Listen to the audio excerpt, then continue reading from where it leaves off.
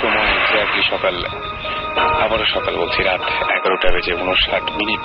আর একটু পরে একটা দিন, নতুন একটা দিন চলে আসবে। আর প্রতিদিনের মতো আজকেও রাতটাকে আবার সরাসরি সকাল বানিয়ে দিয়েছি। যাই হোক, আমি রিসেন্টলি এই মাত্র ঢাকায় ফিরে এসেছি 3 দিন আগে।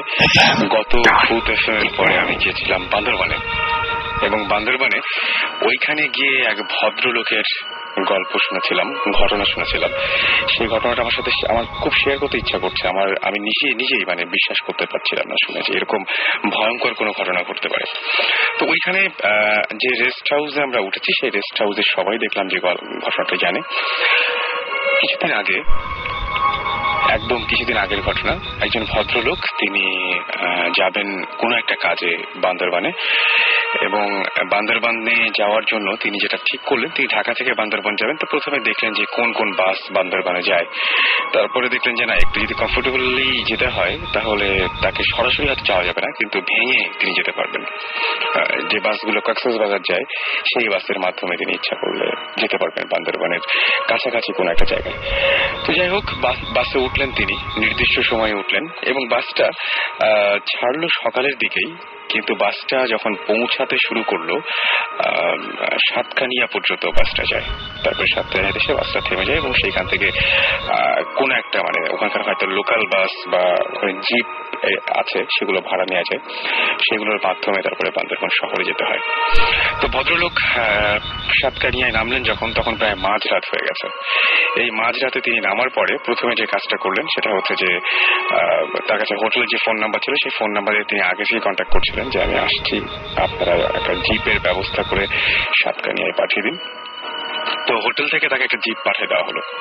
তো ভদ্রলোক সারাদিনের মধ্যে এই যে এতক্ষণ ধরে লং জার্নি, তারপরে টেনশন, ঠিক মতো পৌঁছাবেন কিনা, সাতকানিয়ায় নেমে যখন তিনি জিপটা দেখলেন, তখন তিনি মোটামুটি নিশ্চিন্ত হলেন যে হ্যাঁ, বান্দরবানে পৌঁছাতে পারছি আর কি, জিপও রেডি আছে, সবকিছু ঠিকঠাক, আমি পৌঁছে যাবো একটা সময়। তিনি নিশ্চিন্ত মনে জিপে উঠে বসলেন এবং কিছুক্ষণের মধ্যে ঘুমিয়ে গেলেন। ঘুমিয়ে যাওয়ার পরেই খুব অদ্ভুত একটা ঘটনা ঘটলো যে আপনারা যারা বান্দরবানে গেছেন, সাতকানিয়া থেকে ওই রাস্তাটায় দুই চারিদিকে উঁচু নিচু, এবং গাড়িটা মাঝে মাঝে উঁচুতে উঠে, তখন আবার স্পিড কমে, আবার যখন নিচে নামে, বা মাঝে মাঝে আবার সমান রাস্তা দিয়ে যায়। সুতরাং একটু এরকম উঁচু নিচু, মানে সমতল সমান অসমান রাস্তা দিয়ে যেতে হয়। তো মাঝখানে হঠাৎ করে তার ঘুম ভেঙে যায়। ঘুম ভেঙে তিনি যখন সামনের সিটের দিকে, ড্রাইভিং সিটের দিকে তাকালেন, তখন খুব একটা অদ্ভুত ঘটনা দেখলেন যে সেই সিটটাতে যে মানুষটি বসে গাড়ি চালাচ্ছিল, বা যিনি তাকে নিয়ে আসছিলেন সাতকানিয়া থেকে, সেই মানুষটি নেই। একদম পুরোপুরি সিটটা ফাঁকা। তিনি ভয়ের সঙ্গে সঙ্গে চোখ বন্ধ করে ফেলেছিলেন। তিনি ভাবছিলেন যেটা হতে পারে নাকি সামনে, এরকম মানে এটা কিভাবে সম্ভব, আমি যে মানুষের সাথে কথা বলে গাড়িতে উঠেছি সেই মানুষটা গাড়িতে নেই, এটা কিভাবে হতে পারে। তিনি নিজের চোখে বিশ্বাস করতে পারছিলেন না, সঙ্গে সঙ্গে আবার চোখ বন্ধ করে ফেললেন। একটু পরে আবারও চোখ খুললেন, সেই একই ঘটনা। তিনি বুঝতে পারলেন যে সারাদিন অনেক টায়ার্ড ছিলেন, এই জন্য হয়তো খুব একটা বড় ঝামেলা হয়েছে, তার আসলে ব্রেইন তাকে ভুল ইনফরমেশন দিচ্ছে। তিনি চোখ বন্ধই রাখলেন। একটা সময় কিছুক্ষণ পরে, এই ঘন্টা দেড়েক দুয়েক পরে গাড়িটা থেমে গেল একটা জায়গায় এসে। থেমে যাওয়ার পরে জাস্ট একটা হোটেলের সামনে এসে থামলো। সেই যে হোটেলটা থেকে তাকে গাড়িটা পাঠানো হয়েছিল তিনি তাই মনে করলেন, এবং তিনি তখনও ড্রাইভারকে দেখলেন না, কিন্তু হোটেলের ভেতরে আলো জ্বলছে, লোকজন আছে। তিনি বেশ সাহস পেয়ে জাস্ট তার ডোরের লকটা খুলে ফেললেন, এবং খুলে ফেলে তারপরে সেই হোটেলের ভেতরে ঢুকলেন। এবং ঢুকে তিনি খুব একটা অদ্ভুত ঘটনা দেখলেন। সেটা হচ্ছে রিসিপশনে যে ভদ্রলোকটি বসে আছেন তাকে তিনি চেনেন, তিনি তার ইউনিভার্সিটির ফ্রেন্ড। কিন্তু অদ্ভুত ব্যাপারটা হচ্ছে সেই ফ্রেন্ড তারও 5 বছর আগে মারা গিয়েছে। এবং সেই সময় দেখলেন যে হোটেলের বিভিন্ন জায়গায়, সোফায়, বিভিন্ন জায়গায় অত রাতেও কিছু কিছু মানুষ জেগে আছে, বসে আছে, এবং প্রত্যেকটা মানুষকে তিনি চেনেন। কেউ তার আত্মীয়, কেউ তার খুব কাছের জন, কিন্তু সবাই মৃত, মানে মারা গিয়েছে, কিন্তু সেই মানুষগুলোকে তিনি জীবন্ত দেখতে পাচ্ছেন। মানে একদম অবিশ্বাস্য ঘটনা। তিনি জাস্ট নিজেও তখন বিশ্বাস করতে পারছেন না। তিনি বুঝতে পারছেন তার ভয়াবহ রকমের হ্যালুসিনেশন হচ্ছে বা কিছু একটা, বা মাঝে মাঝে এরকম হয় না যে, কিন্তু তিনি প্রচন্ড ভয় পাচ্ছিলেন, এবং ভয় পেতে পেতে ওইখানে তিনি সেন্সলেস হয়ে যান। এবং যখন জ্ঞান ফেরে তখন সেটা প্রায় ভোরের আলো ফুটতে শুরু করেছে, এরকম সময় তার জ্ঞান ফেরে। এবং তিনি তাকিয়ে দেখলেন যে আসলে সেখানে হোটেল বা এরকম কোনো কিছুই নাই, জাস্ট একটা পুরনো বাড়ি, সেই বাড়িতে সকালের আলো ঢুকে পড়েছে এবং হোটেলের মতো কোনো সেট আপই নাই সেখানে, পুরোপুরি একটা বাড়ি। এবং তিনি বিভিন্ন ঘরে বা বিভিন্ন জায়গায় গিয়ে দেখলেন যে কেউ নাই। দৌড় দিয়ে তিনি সেখান থেকে বেরিয়ে আসলেন এবং বেরিয়ে এসে প্রথম যে কাজটা করলেন সেটা হচ্ছে কোনো মানুষকে খুঁজতে শুরু করলেন, কিন্তু ওর মানুষ পাচ্ছিলেন না উনি। কিছুক্ষণ পরে যখন আরেকটু ভোর হলো তখন দেখতে পেলেন যে অনেক মানুষই বান্দরবান থেকে নীলগিরির দিকে যাচ্ছে এবং সেখানে তিনি জাস্ট একটা জিপ থামিয়ে সেখানে উঠে পড়েন। বলেন যে আমার এরকম বিপদ হয়েছে। তিনি বলেন যে হোটেলে ফোন দেন। খুব অদ্ভুত ব্যাপার যে তিনি তখন মোবাইলে অনেক খুঁজেও সেই নাম্বারটা খুঁজে পেলেন, যেটা তার হোটেলের নাম্বার ছিল সেই নাম্বারটা খুঁজে পেলেন না। এই ঘটনাটা আমি এবার গিয়ে আমি যে রেস্ট হাউসে ছিলাম সেই রেস্ট হাউসে শুনেছি এবং ওইখানে যেখান থেকে তিনি উঠেছিলেন এলাকার লোকজন প্রত্যেকেই বলল যে না, এখানে তো এরকম কোনো হোটেল নাই, আর এখানে কখনো কোনো বাড়িও ছিল না। আপনি যেখান থেকে উঠেছেন সেটা একটা জঙ্গল এবং পাহাড়ের একটা ঢাল, সেখানে কোনো বাড়ি থাকারও কথা না, সেখানে কোনো হোটেল থাকার তো প্রশ্নই আসে না। সুতরাং পুরো ব্যাপারটা কি হচ্ছিল আমরা জানি না, কিন্তু ঘটনাটা শোনার পর থেকে আমি খুবই খুবই খুবই অবাক হয়েছিলাম যে এরকম ঘটনা ঘটে বা হ্যালুসিনেশন হলো কি এই পর্যায়ে হতে পারে বা ঘটনাটা আসলে কি। এবং খুব অদ্ভুত ব্যাপার সেই ভদ্রলোকের সেটা হচ্ছে সেই ভদ্রলোকের একটা জিনিস তিনি বান্দরবান থেকে নিয়ে এসেছিলেন সঙ্গে করে, যেটা তিনি আর কখনো ফেরত পাঠাতে পারেননি। তিনি প্রতিদিন যে ঘটনাটা তার সঙ্গে ঘটেছিল সেই ঘটনাটা তিনি রেগুলার এখনো পর্যন্ত স্বপ্নে দেখেন। এটা এখনো তিনি ভুলতে পারেন না এবং রেগুলার তাকে স্বপ্নে ডিস্টার্ব করে এই স্মৃতিটা। এনিওয়েজ, শুরু করছি আজকের ভূত এফএম। ঘড়িতে সময় এখন 12:06 আর আমাদের সঙ্গে আমাদের ভৌতিক টিম এসে পড়েছেন এবং আমাদের সাথে পৌঁছে গেছেন তারা, আর সেই সাথে আমাদের গেস্টরাও আছেন। তো আমরা গেস্টের সাথে কথা বলবো। আর গেস্টের সাথে আমি আপনার নামটা একটু বলবেন প্লিজ। আমি আশিস বড়ুয়া, হোম ডিস্ট্রিক্ট চট্টগ্রাম, একটা আইটি ফার্ম আছে মাল্টিমিডিয়া এক্সিকিউটিভ হিসেবে। ওকে, আপনার একটা ঘটনা ছিল, আপনি যখন আমাদেরকে ইমেইল করেছিলেন আশিস, সেই ইমেইলের মধ্যে আপনি লিখেছিলেন যে অনেকদিন আগে এখানে কৌশিক দা আমাদের একটা গল্প বলেছিলেন, ঘটনা বলেছিলেন, যেটা তার বাবার সাথে ঘটেছিল, যে একটা খুব ভয়ঙ্কর ঘটনা, যে একজন মহিলা এসে তার বাবার সামনে থেকে বাবার কাছে মাছ চায়। হ্যাঁ, সিমিলার একটা ঘটনা আপনার জানা আছে? হ্যাঁ, সিমিলারই ঘটনাটা কৌশিকদার সাথে ঘটনাটা ঘটেছিল কলকাতায়, কিন্তু আমি যখন অনুষ্ঠানটা শুনছিলাম আমি নিজেই শুনে অবাক হয়ে গেলাম যে সিমিলার একটা ঘটনা বাংলাদেশে ঘটা এবং সেটা আমার কানে শোনা। আচ্ছা, তো যার সাথে ঘটনাটা ঘটেছেন ওনার নাম এটা শুনেছিলেন তো, যে কৌশিকদা যে ঘটনাটা বলেছিল এক্স্যাক্টলি ওইরকম একটা ঘটনা নাকি ওনার সাথে ঘটেছে? ওকে, জি, আপনার ঘটনাটা একটু শুনি আমরা। হ্যাঁ, চট্টগ্রামের রাউজান, যার সাথে ঘটনা ঘটেছিল উনি হচ্ছেন শৈলেন্দ্র লাল বড়ুয়া। তো উনি মোটামুটি আনএডুকেটেড একটা পার্সন ছিলেন। ওকে, হ্যাঁ, জি বলেন। আনএডুকেটেড একজন পার্সন ছিলেন। তো ওনার আরেকটা কাজ ছিল, খুব মহৎ কাজ বলবো আমি। আমাদের ওই গ্রামে যত লোক মারা যেত উনি শ্মশানে দাহ ক্রিয়ার কাজটা উনি করতেন, এবং যতক্ষণ পর্যন্ত শ্মশানে ওই লাশটা দাহ কার্য সম্পন্ন না হতো ততক্ষণ পর্যন্ত উনি শ্মশানে থাকতেন এবং ওনার সহযোগীরা থাকতেন। আচ্ছা, তো ওনার ব্যক্তিগত পেশা ছিল উনি কাঁচা মাছ বিক্রি করতেন। তো পার্শ্ববর্তী একটা বাজার থেকে, তকিরহাট নামে একটা বাজার থেকে উনি একদিন মাছ বিক্রি করে ফিরতেছিলেন। মোটামুটি তখন রাত 11:30-12টা হবে। তো প্রতিদিন তো মাছ বিক্রির পরে কিন্তু কিছু মাছ ফেরত আসে। তো ওই দিনও মোটামুটি ওনার ঝুড়িতে কিছু মাছ নিয়ে আসছিলেন উনি। আসার পথে যে শ্মশানটায় মানুষ দাহ কার্য করা হয়, পোড়ানো হয়, ওই জায়গায় একটা চৌরাস্তা আছে।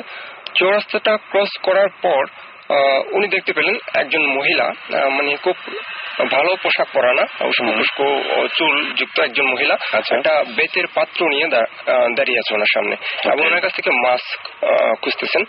তো উনি তো করেন, দাহ কার্য করেন শ্মশানে, লাশ পোড়ান।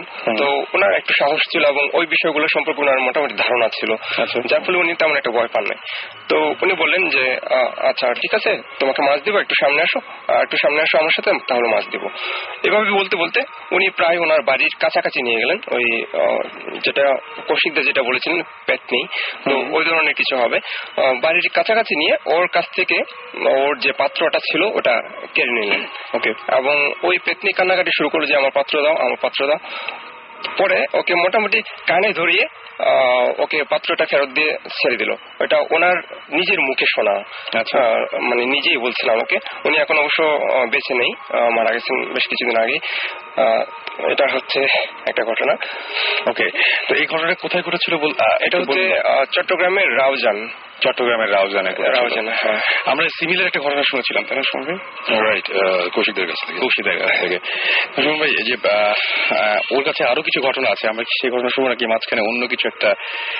আমরা অ্যাকচুয়ালি গেস্টের গল্পগুলো আগে শুনি, তারপরে আমরা। ওকে, আচ্ছা, আপনার একটা ঘটনা আছে, আর একটা ঘটনা বললেন, সেটা হচ্ছে একটু আগের, বেশ আগের, তাই না? 75 এর দিকে একটা ঘটনা, 1975 সালের দিকে। এর ফাঁকে আমি বলি যে চলছে ভূত এফএম, শুনছেন সবসময় রেডিও ফুর্তির সাথে আছি রাসেল, এবং আমাদের সাথে ভৌতিক টিমের সুমন ভাই, সাকিব ভাই আছেন, এবং আমাদের দুজন গেস্ট রয়েছেন। আমরা সবার কথাই শুনবো এবং আপনাদের কথা শুনতে চাই। যেমন আমরা বেশ অনেকগুলো ইমেল পেয়েছি গত সপ্তাহে।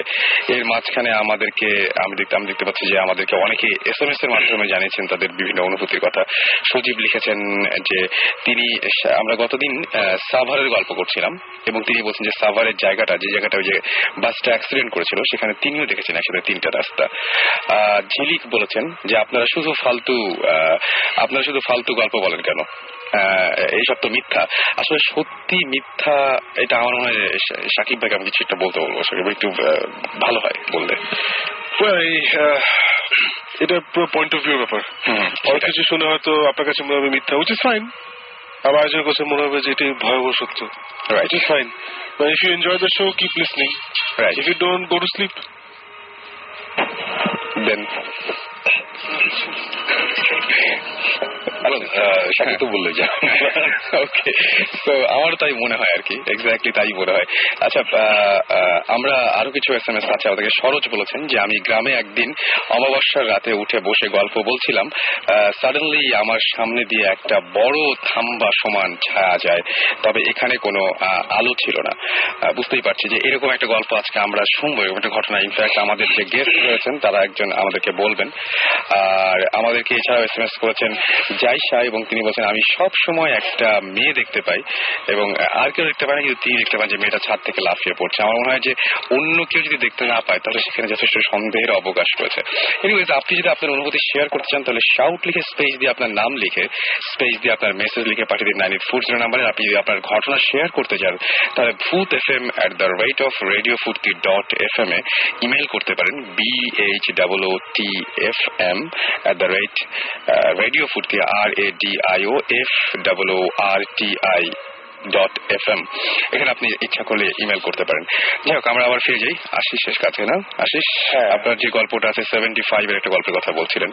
75 এর ঘটনা। যাদের কাছ থেকে গল্পটা শোনা ওনারা কেউ বর্তমানে বেঁচে নাই। তো কোন একটা ধর্মীয় অনুষ্ঠানে আমি একদিন অ্যাটেন্ড করেছিলাম। তো ওখানে সবাই জড়ো হয়ে বসে আলোচনা করতেছিল এবং আমি পিছনে বসে, তখন আমি অনেক ছোট ছিলাম, তো পিছনে বসে গল্পটা শুনলাম ওনাদের মুখ থেকে। যেই 4 জনের সাথে ঘটনাটা ঘটেছিল ওনারা হচ্ছেন গ্রামের মোটামুটি কৃষক শ্রেণীর লোক।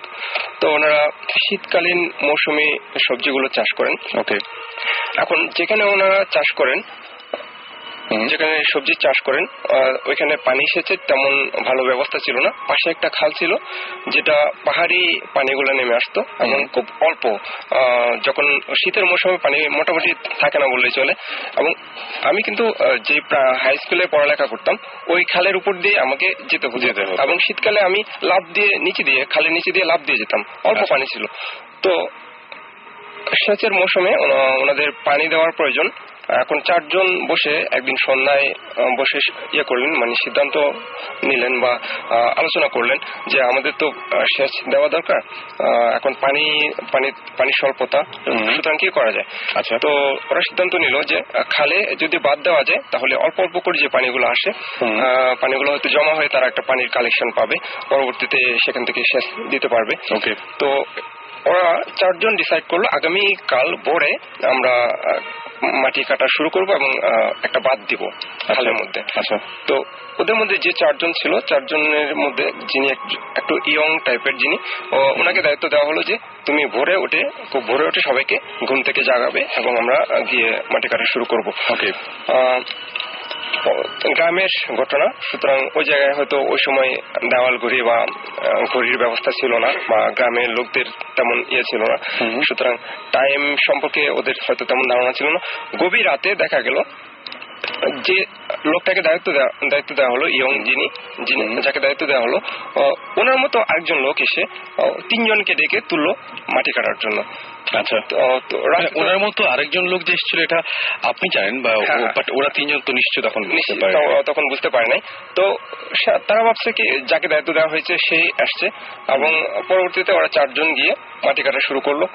অনেকক্ষণ ধরে মাটি কাটলো, বাট সকাল হচ্ছে না, কারণ ভোরে গেলে তো মোটামুটি ঘন্টাখানেক বা 2 ঘন্টা মাটি কাটলে সূর্যের আলো দেখার কথা, কিন্তু অনেকক্ষণ ধরে মাটি কাটার পরে দেখা যাচ্ছে ভোর হচ্ছে না।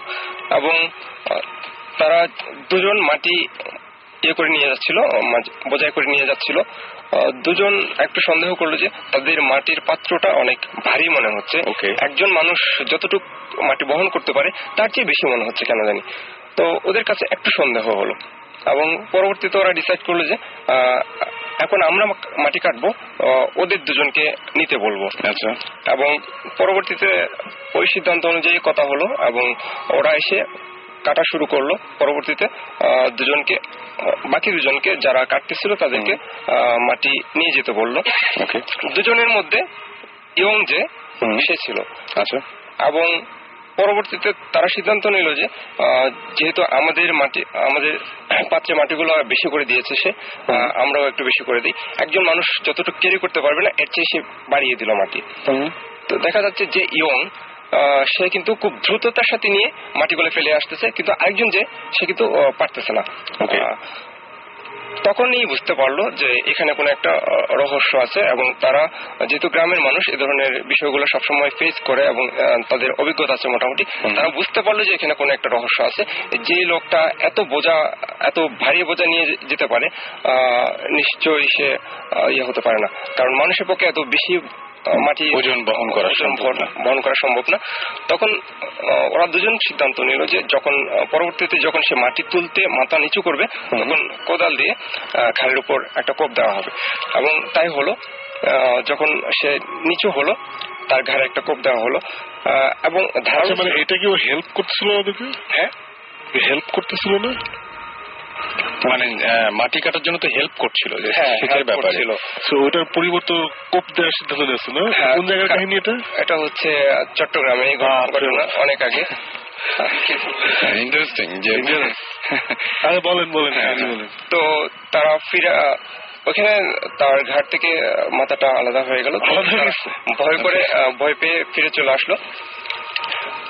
পরে ভোরে জাস্ট টাইমে যাকে দায়িত্ব দেওয়া হলো সকালে উঠে তাদের ভোরে ডাকার জন্য, সে জাস্ট টাইমে এসে ওদের ডাকতে গেল, এবং তখন সে ঘটনাটা বুঝতে পারলো। ঘটনাটা তাকে বলা হলো।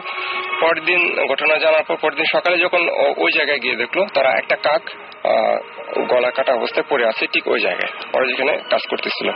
আচ্ছা, এটা কোথাকার ঘটনা বললেন? এটা হচ্ছে চট্টগ্রামের রাউজান। ওই রাউজানের ঘটনা। গ্রামের নামটা বলা যাবে? এটা ফতেনগর গ্রাম। আচ্ছা, অবশ্য যাদের কাছ থেকে ঘটনাটা শুনছি আমার নামটা হয়তো মনে নাই, ঘটনার কোথায় ঘটেছিল। আচ্ছা, তো বাট যে জায়গায় ঘটেছিল সে জায়গায় কি আপনার দেখা আছে বা জানেন? না, এটা অনেক আগের ঘটনা, আমি তখন অনেক ছোট ছিলাম। এবং ঘটনাটা যখন ঘটেছে তখন যারা বলেছেন আমাকে ঘটনাটা, ওনারাও তখন কিন্তু আমি যখন শুনেছি তখন ওনাদের বয়সও প্রায় 60 বা 70 আপ হয়ে গেছে। ওনাদের ইয়ং বয়সেই ঘটনাটা ঘটছিল। ওকে, অলরাইট। আচ্ছা, আমাদের সাথে আরো একজন গেস্ট রয়েছেন, তবে আমরা মনে হয় যে একটু মানে একটা ব্রেকের পরে যাই, মাঝখানে যদি একটা অন্য কিছু শুনতাম তাহলে বোধহয়। আমি ঘটনাটা আসলে বুঝতে পারছি না, আমি নিজেও। আপনি ইচ্ছা করলে আমি একটু জিজ্ঞেস করছি, সেটা হচ্ছে যে সেচ কাটার জন্যই তো রাতে ওদের উঠানো হয়েছে, মানে ওটা তো ভালো একটা কাজ ছিল। হ্যাঁ, ইয়ে করার জন্য, খালে বাদ দেওয়ার জন্য। আচ্ছা, বাদ দেওয়ার কাজটা ছিল ভালো।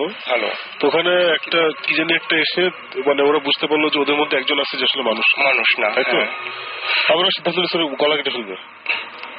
মানে এটাতে কি এটাতে পরবর্তী কোনো ক্ষতি হয় নাই বা কোনো ধরনের কোনো ঝামেলা হয় না? এই ধরনের কোনো কিছু হয়তো বা এটা এক্সপ্লেনেশন কেউ দিতে পারছে যে আসলে না, তখনকার ওনারা তো মোটামুটি আনএডুকেটেড ছিলেন, তো ওই ধরনের ব্যাখ্যা এইসব জিনিসে তো আসলে এডুকেশন লাগে না, একদম অন্য জিনিস, কারণ ওখানে তোরা থাকেন। হ্যাঁ, ওটার ব্যাখ্যা তখন অনেক ছোট ছিলাম, যার ফলে হয়তো ইয়ে করা হয়নি। ওকে, আসলে এরকম স্টোরি আসলে আমি তো অনেক শুনছি। হ্যাঁ, এরকম শুনছি। এবং একটা জিনিস হচ্ছে কি যে আমি দেখেছি যে জায়গায় মানে যে জায়গায় হয়তো এরকম সেচের কাজ নাই, হয়তো মাছের কাজ আছে, সে জায়গায় মাছ মারতে ডেকে নিয়ে যায়, এরকম ঘটনা কিন্তু হয় যে পরিচিত একজন এসে ডেকে নিয়ে চলে গেছে। এটা হয়, কিন্তু এটা যে একজন যে একটু আগে যে কি এসএমএস করলো যে আমরা চাওয়া পারছি না কিনা, এটা শুনে লোকজন এটাই বলবে, মানে নো অফেন্স, মানে আমি কিন্তু আপনার কোনো বাট এই টাইপের কাহিনী আসলে অনেকদিন আগের ঘটনা, এগুলো ছোটবেলা আমরা সবাই শুনেছি। এবং আরেকটা জিনিস হয় কি যে আমরা এখানে আসলে আসি নাই যে কোন ঘটনা সত্য কোনটা মিথ্যা ওটা যাচাই করতে। আমরা এখানে আসছি just to talk about interesting জিনিসপত্র। একদম। এবং যারা বলেন তারা কিন্তু এক্সপেরিয়েন্স করেন বলেই বলেন। আর ব্যাপারটা হচ্ছে যে এইটাতে এখন আসলে ব্যাপারটা হচ্ছে যারা শোনেন তারা সবসময় যত যেমনই হন না কেন শেষ পর্যন্ত কিন্তু শুনে খুব বিজ্ঞের মতো বলেন কি না, ঘটনাটা বোধহয় আসলে ঠিক মানে বুঝতেই পারছেন। সেটাই আমারও তাই মনে হয়। তবে ব্রেকে যাবো নাকি আরেকটা সুমন ভাই কিছু একটা শুনবো নাকি এখন আপাতত, মানে ছোটখাটো একটা রিসেন্ট কোন একটা এভরিডে আমার একটা নতুন করে ঘটনা সেরকম কিছু না, একটা শুনে আমরা ব্রেকে যাই, একটা ছোট্ট একটা ছবি। ওকে, একটা ছোট্ট একটা ঘটনা বলি। ঘটনাটা হচ্ছে এটা অ্যাকচুয়ালি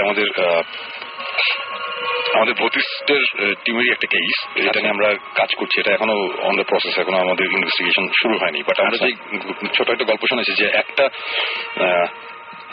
অবশ্যই ঢাকার বাইরে মফস্বল টাউন একটা বাসা আছে, বাসাটা এখন খালি, এবং এই বাসাটার একটা কাহিনী আছে। কাহিনীটা হচ্ছে যে এই বাসার স্পেসিফিক একটা রুম, জাস্ট একটা রুম আছে, যেই রুমটাতে রাত কয়টা 1:24 না বেরোর সময় জানি 1:30টার দিকে, মানে একটা স্পেসিফিক টাইম আছে, একটার একটু বেশি। হ্যাঁ, মানে এক একজন এক এক কথা বলে, কয়েকজনের সাথে কথা হয়েছে, কেউ বললো 1:24, কেউ 35, কেউ 1:15 রুম বলে। ওই টাইমে ওই একটা স্পেসিফিক রুমে বেশ অনেক ধরনের আওয়াজ শোনা যায়। আচ্ছা, অনেক ধরনের। এবং আমরা এই নিউজটা অ্যাকচুয়ালি পেয়েছিলাম। তারপরে আমরা একটু ঘাটাঘাটি করার পর শুনলাম যে এখন ওই বাসাটায় কেউ থাকে না, বাট এর আগে যারা ছিল ভাড়াটে যারা ছিল ওদের সাথে আমরা কথা বলেছি। ওরাও বলেছিল যে ওই রুমটাতে আমরা কেউ থাকতে পারতাম না, ওই রুমটাতে অনেক মানে এমনিও কেউ গিয়ে যদি শুয়ে থাকে বা ঘুমিয়ে থাকে মনে হয় যে রুমের আশেপাশে মানুষজন আছে, এই টাইপের কেউ জানি আছে, এরকম মানে ভয় লাগতো আর কি সবার। তারপর ওই স্পেসিফিক টাইমটার সময় ওই রুমটা অ্যাকচুয়ালি ঠিক মানে গেস্ট রুম টাইপের, মানে বুঝতে পারি বেডরুমও ছিল না, এভরি নাইটে কেউ থাকতো না। সো ওই রুম থেকে অনেক ধরনের আওয়াজ আসতো। তারপরে ওদের অনেক প্রবলেম হয়েছে, ওরা ওই বাসা ছেড়ে দিয়েছে। এখন এই বাসাটার ঘটনা হচ্ছে বাসাটা পুরো খালি, কেউ থাকে না, বাট ওই স্পেসিফিক ওই রুমটা এখনো তালা দেয়া, ওখানে স্টোর রুম হিসেবে ইউজ করছে। মানে বাসার অ্যাকচুয়াল মালিক যিনি, উনি ওনার কিছু ওই জাঙ্ক টাইপের জিনিসপত্র ওখানে রাখে। এবং ওখান থেকে এখনো নাকি রাতে মানে গার্ডটাররা বলে যে মাঝে মধ্যে নাকি ভয়ঙ্কর আওয়াজ পাওয়া যায়, যে মানে তুলকালাম কাণ্ড হচ্ছে ওই রুমের মধ্যে, মানে ভাঙচুর টাইপের আওয়াজ এখনো আসে। সো অ্যাকচুয়ালি আমরা এটা ঘাটাতে ঘাটাতে আরো পাস্টের কিছু ইন্টারেস্টিং খবর পেয়েছি যে এই রুমে কে ছিল। আমরা খবর পেয়েছি এক ভদ্রলোক ওখানে মারা গিয়েছিল, সুইসাইড করেছিল এই টাইপের। কেউ বলে যে সুইসাইড, কেউ বলে হার্ট অ্যাটাক হয়েছে, এই টাইপের কথা বলে। এটা নাকি অনেক আগে হয়েছিল এবং তারপর থেকে এই রুমে এই জিনিসগুলো হয়। আমরাও এখন এটা এখনো ইনভেস্টিগেট করছি, এখন আমরা জানি না অ্যাকচুয়ালি কোন একটা জায়গার খবর পেলে আমরা ফার্স্টে খোঁজ খবর নেই যে অ্যাকচুয়ালি এখানে কি হচ্ছে না হচ্ছে, এদের সাথে কথা বলি, যারা ছিল তাদের সাথে কথা বলি। এখনো ওই পর্যায়ে আছে, ইন্টারেস্টিং কিছু স্টোরি আমরা শুনতে পাচ্ছি, কন্ট্রোভার্সিয়াল অনেক স্টোরি শুনতে পাচ্ছি। সো এখন এটা অন দ্য প্রসেস। এটা করার পরে আমরা মোটামুটি একটা পারমিশন বের করেছি ওখানে থাকার। ওকে, তো হোপফুলি আমরা নেক্সট উইকে ভূত এফএম এ থাকতে পারবো না, কজ হোপফুলি আমরা ওখানে থাকি। কিন্তু ওই সাউন্ড গুলোর কিছু নিশ্চয়ই যদি মানে ওইরকম কিছু খবর থাকে তাহলে আমরা সাউন্ড গুলো শোনাতে পারবো নিশ্চয়ই। হ্যাঁ, যেটাই হোক মানে আমরা সো নেক্সট উইকে যদি আমাদের সবকিছু ঠিকঠাক থাকে তাহলে নেক্সট উইকে মোস্ট প্রবলি আমরা ওখানেই থাকবো তখন। মানে ভূত এফএম এ না থাকলেও ভূত এফএম এর সঙ্গে থাকবেন আর কি, কারণ ওইখানে আমরা হয়তো কানেক্ট করে আমরা হয়তো হয়তো বা তখন আমরা ফোনে একটা কনভারসেশন করতে পারি। সেটাই মানে এটা খুবই খুবই আমার কাছে এখনই খুবই এক্সাইটিং লাগছে। দেখা যাক কি হয়। এটি হচ্ছে ছোট ঘটনা, পরে আমরা অন্য গল্পে যাবো। আপাতত আমরা ওকে, তাহলে আমরা আপাতত একটা ব্রেকে যাই। আর ইন দ্য মিন টাইম আপনারা আমাদের SMS করতে পারেন। তার আগে বলি যে আমাদেরকে SMS করেছেন ইমরান, SMS করেছেন নীল, SMS করেছেন এছাড়াও আমাদেরকে গত সপ্তাহে SMS কিন্তু আমি আজকে শো শুরু করার সময় পড়েছি। গত সপ্তাহে ইমেলও পড়বো, একটু পরে যখন ফিরে আসবো তখন ইমেলও পড়বো। আর আপনারা যদি SMS করতে চান তাহলে যেটা করতে হবে, শাউট লিখে স্পেস দিয়ে আপনার নাম লিখে স্পেস দিয়ে আপনার মেসেজ লিখে পাঠিয়ে দিতে হবে 9840 নাম্বারে, অথবা আপনি ইমেল করতে পারেন। আর ইমেলের অ্যাড্রেসটি হচ্ছে bhootfm@radiofurti.fm। আমাকে SMS করেছেন মিজান, SMS করেছেন তৌফিক, চয়ন, শুভ, SMS করেছেন সাহিত্য, SMS করেছেন মিঠু, হীরা, এছাড়াও পাপ্পু, আননোন বয়, SMS করেছেন প্রনোজ, নাহিদ, তারপরে SMS করেছেন আমাকে রাইসা, পাভেল, সাইফুল, ইমরান, নীল, আনন্দ সহ আরো অনেকে। So stay tuned two radio ফুর্তি, ফিরে আসছি একটু পরে। আর আপাতত যে গানটা শুনবো সেটি হচ্ছে অর্ণবের গান ঘুম গাড়ি। চলুন শুনে আসি গানটি।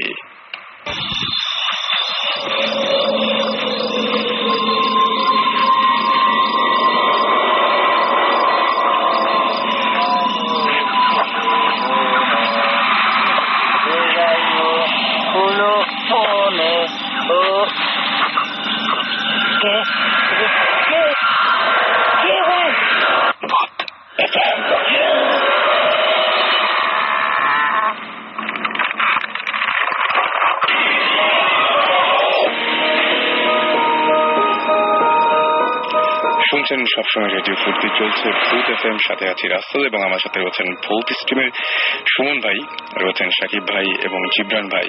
আর সেই সাথে আমাদের গেস্ট রয়েছেন আরো একজন, তার সঙ্গে এখন পরিচয় করে দেব। আপনার নামটা বলবেন একটু প্লিজ। আমার নাম তারেক, বাই প্রফেশন একজন সফটওয়্যার ইঞ্জিনিয়ার। তো ভূত এফএমে আসার উদ্দেশ্য আসলে ওই ধরনের কোনো স্ক্যারি কিছু না। ফার্স্ট থিং হচ্ছে যে আমি নিজেও জানতাম না যে এদের টাইপের একটা অনুষ্ঠান হয়, যে 2 দিন শোনা। আর মাঝে মাঝে সুমন ভাইকে ফেসবুকে স্ট্যাটাস আপডেট করতে দেখতাম যে আই এম রেডিও 40। তো এই কারণে হঠাৎ করে একদিন লাস্ট ফ্রাইডে আগের ফ্রাইডেতে আমি দেখলাম, তো ভাবলাম যে সুমন ভাই আছে রেডিও 40তে, অন করে কি তো তখন জাস্ট জিনিসটা আসছে, ভৌতিক জিনিসটা আমি জানছি আর এই ধরনের জিনিসগুলো আসছে আর কি। এনিওয়েজ এটা ডিফারেন্ট স্টোরি। তো আমরা তো গল্প আপনার ঘটনা শুনবই, তবে তার আগে একটা কিছু কথা বলতে চাই। রাব্বি আমাদের SMS করেছেন, রাব্বি SMS করে বলছেন যে ভূত এফএম নাইস, আমি অলমোস্ট 6 এপিসোড শুনেছি, ভয় লাগে বাট মজাও লাগে, এক কথায় ভূত এফএম রক্স। আমাদের সৌরভ সিলেট থেকে SMS করে বলেছেন যে হ্যাঁ সাকিব ভাই আমরা মিস করেছি, আরেকবার বলবো। We love you, Rabbi. Okay, same here. মেয়ে হলে তাহলে বিয়ে প্রপোজাল পাঠাবে। অলরাইট, আমাদেরকে SMS করেছেন সৌরভ এবং না মেয়ে না, রাব্বি তো বলা যায় না, অত ভুল টাইপ ব্যাড লাক। যাই হোক, সৌরভ লিখেছেন যে সিলেট থেকে, যে বুরঘাটে আচ্ছা মাদ্রাসায়, তিনি বলছেন মাদ্রাসার মধ্যে, মাদ্রাসায় যে মাদ্রাসাটা আছে সেখানে তিনি বলছেন যে তিনি দাবি করছেন যে কিছু জিনও লেখাপড়া করে এবং তার ফ্রেন্ডদের সাথে সে জিনের একদম সরাসরি যোগাযোগ রয়েছে, তিনি সেটা দাবি করেছেন। সৌরভ সিলেট থেকে। ওকে, রিজভি আমাদের SMS করে বলছেন ভূত এফএম প্রোগ্রামটা খুবই ইন্টারেস্টিং। আমি আমার লাইফে অলওয়েজ স্পিরিচুয়াল ব্যাপারে কিউরিয়াস ছিলাম and I have found an awesome place and it's Bhoot FM. Okay, thank you so much, thank you. আমাদের সাকিব SMS করেছেন এবং তিনি বলছেন আমার খালা লন্ডনে থাকার সময় তিনি বলছেন যে যখন শর্টকাট একটা ওয়ে ছিল, সেই ওয়েতে যখন তিনি যেতেন বাগানের সামনে দিয়ে যাওয়ার সময় তিনি মিউজিকের শব্দ পেতেন। মানে এমন একটা জায়গায় যেখানে মিউজিকের শব্দ আসলে পাওয়ার কথা না, এরকম জায়গায় তার খালা সবসময় মিউজিকের শব্দ পেতেন। রেডিও ফুর্তি চলতে দেখেছেন মেবি, বাট সেটা হয়তো স্ট্রিমিং করে শুনতে হবে। নিশ্চয়ই তিনি স্ট্রিমিং করে শুনছেন না। প্রতীক্ষা SMS করে বলছেন তার নানুর বাড়িতে একটা পুকুর ছিল যার পানি ছিল একদম কালো, সেই পুকুরে প্রতি 2 মাস অন্তর কেউ মারা যেত। এরকম একটা ব্যাপার ঘটতো আর কি সেখানে। পানি খেয়ে নাকি? আমার মনে হয় পানি খেয়ে নিশ্চয়ই না, ডেফিনেটলি অন্য কোনো ঘটনা আছে। প্রতীক একটু ডিটেলে আমাদের যদি ইমেল করতেন আপনি booth@radio40.fm, এখানে আপনি ইচ্ছা করলে আপনি পুরো ঘটনাটা আমাদের সাথে শেয়ার করতে পারেন, তাহলে আমরা বুঝতে পারবো। ওকে, আমাদের যিনি গেস্ট আজকে আছেন তার সাথে একটু কথা বলি আমরা। আপনার দুটো ঘটনা আছে, রাইট? এক্স্যাক্টলি ঘটনা অনেকগুলো, বাট আমি আমার নিজের সাথে মানে আমার নিজেদের মানে আমার সাথে যেগুলো হয়েছে সেগুলো অ্যাকচুয়ালি শেয়ার করতে যাচ্ছি। আর তার আগে মানে ছোট্ট একটা ব্যাপার যেটা বলবো, যে কিছুক্ষণ আগে ভাইয়ারা বলছিলেন যে সত্য মিথ্যার ব্যাপারটা, রাইট? তো এইটা আমি আপনাকে জাস্ট যখন আসলাম তখনও যেটা বলছি যে ভাই আসলে সত্য মিথ্যার ব্যাপারটা পুরোপুরি একটা মানুষের মানে পার্সোনালের উপর ডিপেন্ড করে। এখন আমি যদি কারো ঘটনা শুনি আমি সেটাকে মিথ্যা বলে উড়াই দিতেই পারি, প্রবলেম নাই। বাট যে ঘটনা যদি আমার সাথে ঘটে, আমি যদি নিজে একজন উইটনেস হই, তখন কিন্তু আমি নিজে বুঝতে পারি আসলে কতটুকু সত্যি কতটুকু মিথ্যা। এক্স্যাক্টলি। তো আমরা সুচিন্তিত মতামতের এগেইনস্টে কোনো সুচিন্তিত যুক্তি দিতে চাই না, সেটা উচিত হবে না। এনিওয়েজ, তো গল্পটা আসলে এরকম গল্প না, আসলে একটা সত্যি ঘটনা। যেটা হচ্ছে যে আমি যেটা মেইল করেছিলাম সেটা দিয়ে শুরু করি। এটা হচ্ছে যে আমাদের বাড়িটা, আমাদের ফার্স্ট যেটা বাড়ি আমরা করি সেটা বরিশালে। তো বাড়িটার যখন আমরা জায়গাটাকে দেখা হচ্ছিল, কেনা হচ্ছিল, তখন জায়গাটা লো ল্যান্ড, হ্যাঁ, যেটা আপনি বলেছিলাম আর কি। তো লো ল্যান্ড ছিল, লাইক মজা পুকুর ছিল চারিদিকে, লো ল্যান্ড ছিল। তো যার কারণে আমরা অনেক চিপলি পেয়ে গেছিলাম ল্যান্ডটা। তো আর আমার বাবা মা দুজন খুব religious, but they are not superstitious, হ্যাঁ, মানে খুব বেশি যে ভূত যিনি বিশ্বাস করে এই টাইপের না। বাট একটা রুমর ছিল ওই জায়গাটায় যে জায়গাটা কার্সড। ওকে, লাইক কিরকম যে অনেক আগে, তারও 10-15 বছর আগে একটা ওই জায়গাটা এত লোল্যান্ড ছিল না, বুশি ছিল, অনেক অনেক ফিল্ড ছিল, সবুজ গাছ টাছ ছিল, অনেক জঙ্গল মতো ছিল। তো ওই জঙ্গলের একটা গাছে একটা মেয়ে হচ্ছে সুসাইড করছে, ট্যাং বাই দ্য নেক। তো তারপরে ওইটা একটা হন্টেড টাইপের হয়ে গেছিল জায়গাটা। তো আমি জানি না, এটা সবাই বলতো আর কি, লোকাল পিপলের ফিডব্যাক এটা হচ্ছে। তো আমরা যখন গেলাম জায়গাটাতে, তখন আসলে আমরা এগুলো বিশ্বাসও করিনি আর জানতাম মানে কেয়ার করিনি, জাস্ট হ্যাঁ ওটা হয়েছে প্রবলেম নেই। তো আমরা বাড়িটারি করার পরে কোনো প্রবলেম হয় নাই। আর যেহেতু কিছু সুপারস্টিশিয়াস ছিল না, ওই ধরনের জিনিস নিয়ে কেউ চিন্তাও করে নাই যে ধরনের ব্যাপার হইতে পারে বা আসতে পারে এই ধরনের কোনো কিছু। তো ফার্স্ট 2-3 ইয়ার্স 4 ইয়ার্স খুব ভালো, কোনো প্রবলেম নাই। বাট যেটা বলছিলাম যে আমাদের বাসাটা যেটা আমরা যেভাবে করছিলাম, যেটা স্ট্রেট লাইন টাইপের একটা বাসা ছিল, পরপর 3টা রুম, ফ্রন্ট রুম, মাঝের রুম, তারপরে শেষের রুম। লাস্ট রুমের অপোজিট সাইডে হচ্ছে কিচেন, কিচেনের লেফট সাইডে হচ্ছে বাথরুম স্পেস, আর রাইট সাইডে হচ্ছে একটা ফাঁকা জায়গা আর কি। তো ওই জায়গাটাও বাসার একটা জাস্ট লনের মতো ছিল সামনে, কিন্তু ওটা কনস্ট্রাক্টেড না। ওকে, তো এক্স্যাক্টলি মানে যেটা মানে আমাদের পজিশন ওয়াইজ, এবং বিল্ডাররা যখন বাড়িটা করছেন, বিল্ডাররা হচ্ছে লোকাল বিল্ডার ছিলেন, এবং বিল্ডাররা যখন বাড়িটা করছেন তখন তারা বলছিলেন যে ওই জায়গাটা কিছু না করতে, মানে যে কোন জায়গাটা, যেটা ফাঁকা ছিল, জায়গাটা ফাঁকা ছিল, রাইট, মানে কিচেনের পাশে যে জায়গাটা ছিল।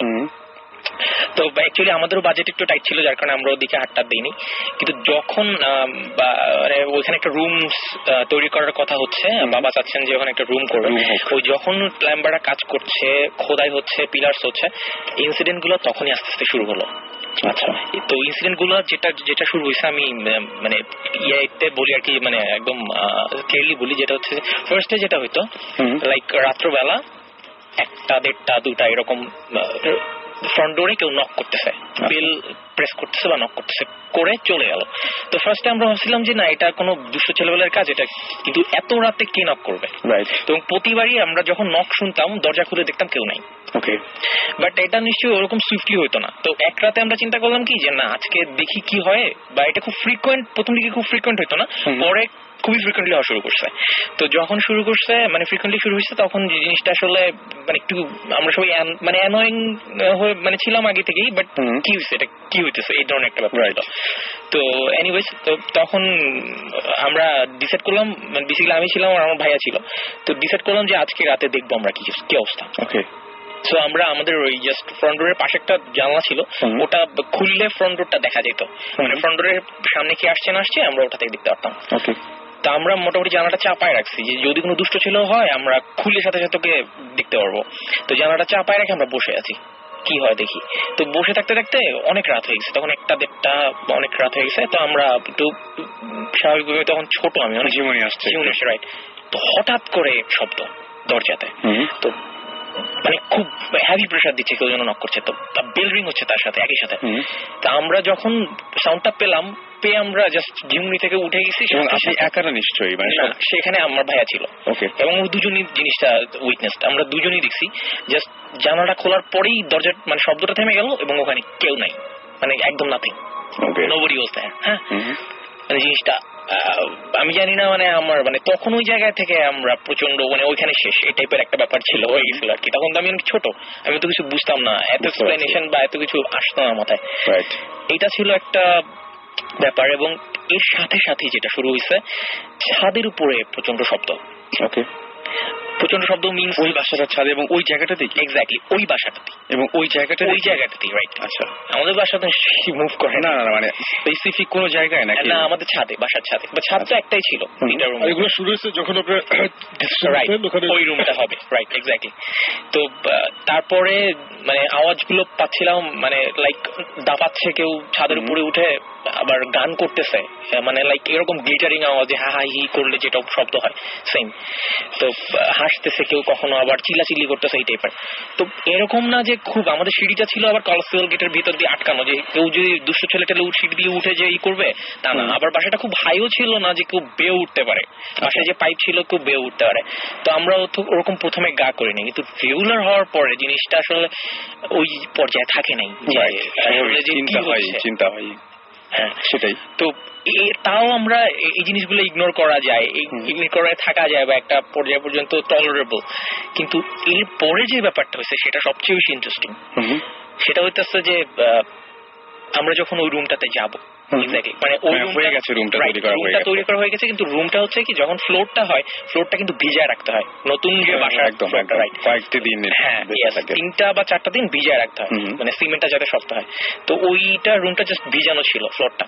আর রুমের ফ্রন্ট ডোরটা ছিল জাস্ট কিচেনের পাশেই তো রুমটা হয়েছে। সো কিচেনের রাইট সাইডের রুমটা ছিল, আর কিচেনের ডোর আর ওই রুমের ডোরটা একদম কাছাকাছি। আচ্ছা আচ্ছা। আর কিচেনের অপোজিটে একটা রুম, যেটা আগেও ছিল কি 3টা রুমের জাস্ট লাস্ট রুমটা, আর এই সাইডে হচ্ছে বাথরুম স্পেস। তো একদিন সন্ধ্যাবেলা, মানে যেদিন আমরা উঠবো করতেছি 2 দিন পরে আর কি, মানে 2 দিন পরে আমরা উঠবো, সে 2 দিন আগের ঘটনা। আমরা বসে আছি ওই রুমটা দিয়ে সন্ধ্যাবেলা, জাস্ট 7টা সাড়ে 7টা বাজে, আমার এখনো মনে আছে জিনিসটা। 7টা সাড়ে 7টা বাজে, আব্বু ছিল, সবাই ছিল, আমরা গল্প করতেছি ওই জাস্ট লাস্ট রুমটাতে বসে। তো গল্প করতেছি, জোক মারতেছি, আম্মু হচ্ছে কিচেনে। তো আমরা এখান থেকে জোক মারতেছি, আম্মু আসতেছে, জাস্ট একটু মানে সিম্পল ব্যাপার। এখানে কোনো ভূতের ব্যাপার স্যাপার বা কোনো এরকম না যে গল্প করতেছিলাম বা কোনো ভূত নিয়ে আলোচনা করছি না। সবাই আমরা খুব হালকা মেজাজে মানে জোক করতেছি, আবার একটা চা খাচ্ছি, এই টাইপের। সাডেনলি মানে আমরা বসে আছি গল্প করতে, হয় না যে জোক মারতে মারতে এক সময় চুপ হয়ে গেছে, কেউ কথা বলছে না, এরকম একটা ব্যাপার। জাস্ট ওই মোমেন্টটাতে হঠাৎ করে এক জায়গায় যে সবাই থেমে আছি, আম্মু কাজ করছে, আমরাও থেমে আছি, কেউ হয়তো যার যার মতো করে বিজি। জাস্ট ওই মোমেন্টটাতে ওই দরজা থেকে কিছু একটা, আমি বুঝাইতে পারবো না জিনিসটা কি। আচ্ছা, কাইন্ড অফ একটা মেয়ের গঠন, মানে জাস্ট একটা মেয়ে, but she has no physique. আচ্ছা, ওকে। বিকজ এরকম ব্যাপারটা ছিল যে তার কোনো গায়ে কিছু ছিল না, কালো কামিজ অথবা কালো শাড়ি পেঁচানো, এই টাইপের মনে হয়েছে। আম্মু তাকায় ছিল এদিকে, আমরাও তাকাইছিলাম এদিকে, জাস্ট দুজনের, আমরা যে তাকাইছিলাম একজন আরেকজনের দিকে।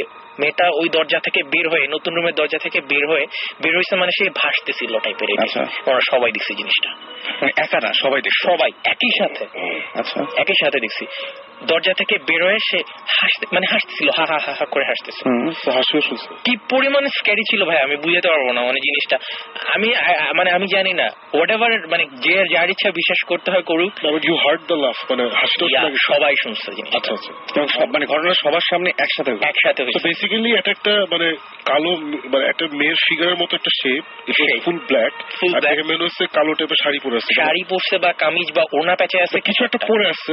আর কোন চোখ নাক মুখ হাত কিছু দেখা যাচ্ছে না, কিছু সে ভেসে আসছে একটা, জাস্ট মানে যেরকম হয় না দিয়ে অন্য সাইড দেখা যাচ্ছিল। না না না, রুমটা তো আটকানো, মানে লাইক না ট্রান্সপারেন্ট ছিল না। আচ্ছা, ট্রান্সপারেন্ট ছিল না, বাট জিনিসটা কমপ্লিটলি রিজিডও ছিল না। জিনিসটা সলিডও ছিল না। আচ্ছা, সেমি ব্যাপারটা ছিল সেমি সলিড, একটু স্মোকি, রাইট, স্মোকি ফগি টাইপের ছিল। কুয়াশার ভিতরে একটা মানুষের প্রতিচ্ছবি যেরকম দেখা যায় এক্সাক্ট জিনিসটা সেটাই ছিল, বাট ওখানে কোনো কুয়াশা ছিল না, কিছু ছিল না, ওখানে সব কনস্ট্রাক্টেড, দেয়াল, দরজা, ওখানে কি হবে।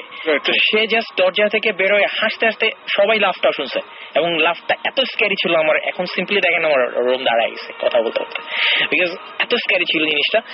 বের হয়ে সে বাথরুম স্পেস যেটা ছিল ওটা ওখানে সে ভ্যানিশড, এবং ওই মোমেন্টটা 5 মিনিট বা 7 মিনিটের জন্য আমরা সবাই ওইখানে মানে স্টাক হয়ে গেছিলাম।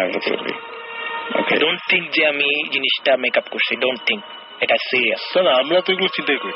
আচ্ছা, এটা সিরিয়াস, কিন্তু যারা করতেছে বা যারা চিন্তা করছে যেটা মেকআপ জিনিস, ডোন্ট ওয়ারি অ্যাবাউট দ্যাট, চিন্তা করলে কোনো কিছু যায় আসে না, এটাই উইটনেসড, এটা কিন্তু উইটনেস। আর ব্যাপারটা হচ্ছে আমি সবচেয়ে অবাক হয়েছে যে একসাথে সবাই ঘটনাটা দেখেছে, এক্স্যাক্টলি, কারোর হ্যালুসিনেশন হয়নি। এবং আচ্ছা, আমার একটা কোশ্চেন, এই ঘটনাটার মানে ঘটনাটা কি শেষ হয়েছে নাকি আরো আছে? এটা আসলে এই ঘটনাটা শেষ, বাট এটার পরে আরো এটার কনসিকুয়েন্সেস আছে। আচ্ছা আচ্ছা, আমি এগুলো শুনতে চাই, আমার কাছে ইন্টারেস্টিং লাগছে। আরেকটা জিনিস হচ্ছে যে এই মুহূর্তে এখনো কি এই টাইপের জিনিসপত্র হয় বা সেটা আমি বলছি, সেটা আমি শোনার পরে কথা বলবো। আপনি ইমেইলে যেরকম ডিটেল লিখেছিলেন মানে এর পরের ঘটনাগুলো ঠিক একই ভাবে আপনি? হ্যাঁ, আচ্ছা, ইমেইলের ডিটেলসটা যেটা হয়েছে এটা ছিল থার্ড ইনসিডেন্ট। জাস্ট এই মেয়ের ইনসিডেন্টের 1-1.5 মাস পরে আমি প্রচন্ড সিক হয়ে পড়ি। আমার উপরে আসলে জিনিসটা আসলে আপনি পজেসড হয়েছিলেন? এটা আমি পজেসড ছিলাম, বাট ওই জিনিসগুলা যে পজেশন বা ওই জিনিসগুলা যে হার্মফুল এই সেন্সটা আমার তখন ছিল না। ওকে, কারণ হচ্ছে আমি তখন ছোট, লাইক আমি জাস্ট হাই স্কুলে উঠছি এই টাইপের, মানে আমি খুব বেশি এরকম না যে আমি খুব সাইন্টিফিক্যালি জিনিসগুলো বুঝাই দিতে পারবো বা আমার বাবা মামাকে বুঝাই দিবে। আগেও বুঝছি যে বাবা মা অত সুপারস্টিশাস না, বাট এই জিনিসগুলো কনসিকুয়েন্টলি ঘটার জন্য তারা অনেকটা ভেঙে পড়ছে। আর যখন দেখছে যে জিনিসটা আসলে মানে ওই সিচুয়েশনটা হওয়ার পরে ওইটা তো লকটি, ওখানে কেউ ঢুকে নাই, ওইটা জাস্ট ওরকমই ছিল।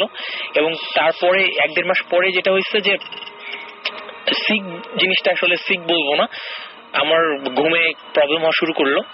এবং ঘুমের প্রবলেম বলতে রাতের বেলা আমি বেহুশের মতোই ঘুমাইতাম, বাট আমি সকালবেলা উঠে আমার যে জিনিসগুলো দেখতাম সেগুলো প্রচন্ড রকম উইয়ার্ড আর স্ক্যারি।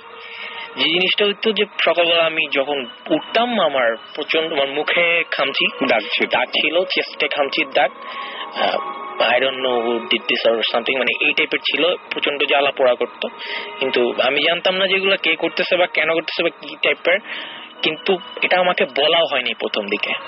আমি উঠে দেখতাম আম্মু জাস্ট মলম টলম লাগাই দিত সকালবেলা। ওকে, ডোন্ট লাফ, ইটস নট ফানি। হ্যাঁ, মানে মলম টলম লাগাই দিত। I'm not laughing at you. এটা হচ্ছে সারপ্রাইজ লাফ। ওকে, ফাইন। I'm not laughing যে হা হা হা। আপনার যে মানে হিউমারটা যে একটু ভালো হইছে এটা আমি বুঝি। এই লাফ হচ্ছে যে দ্যাটস সারপ্রাইজিং, বাট জিনিসটা ছিল অনেক ইন্টারেস্টিং। আমি স্টাডি ওয়াজ ভেরি ইন্টারেস্টিং, এজন্য হাসছি। থ্যাঙ্কস। আমি লাইক ডিফেন্সিভ হয় না তো যা বলো। ওকে, আমি লাইটলি বলছি। আচ্ছা, আমি লাইটলি বলছি যেটা হচ্ছে ওয়েল, তো প্রথম আমাকে বলা হইতো না যে কি হইছে। তারপরে আম্মা বললো একদিন হঠাৎ করে সকালবেলা যে তুমি কি জানো যে তুমি কাল তোমার রাতে তুমি কি করো তুমি জানো? আমি বললাম না, আমি কি হয়েছে তুমি কিছু টের পাও না? আমি কিছু টের পাই না।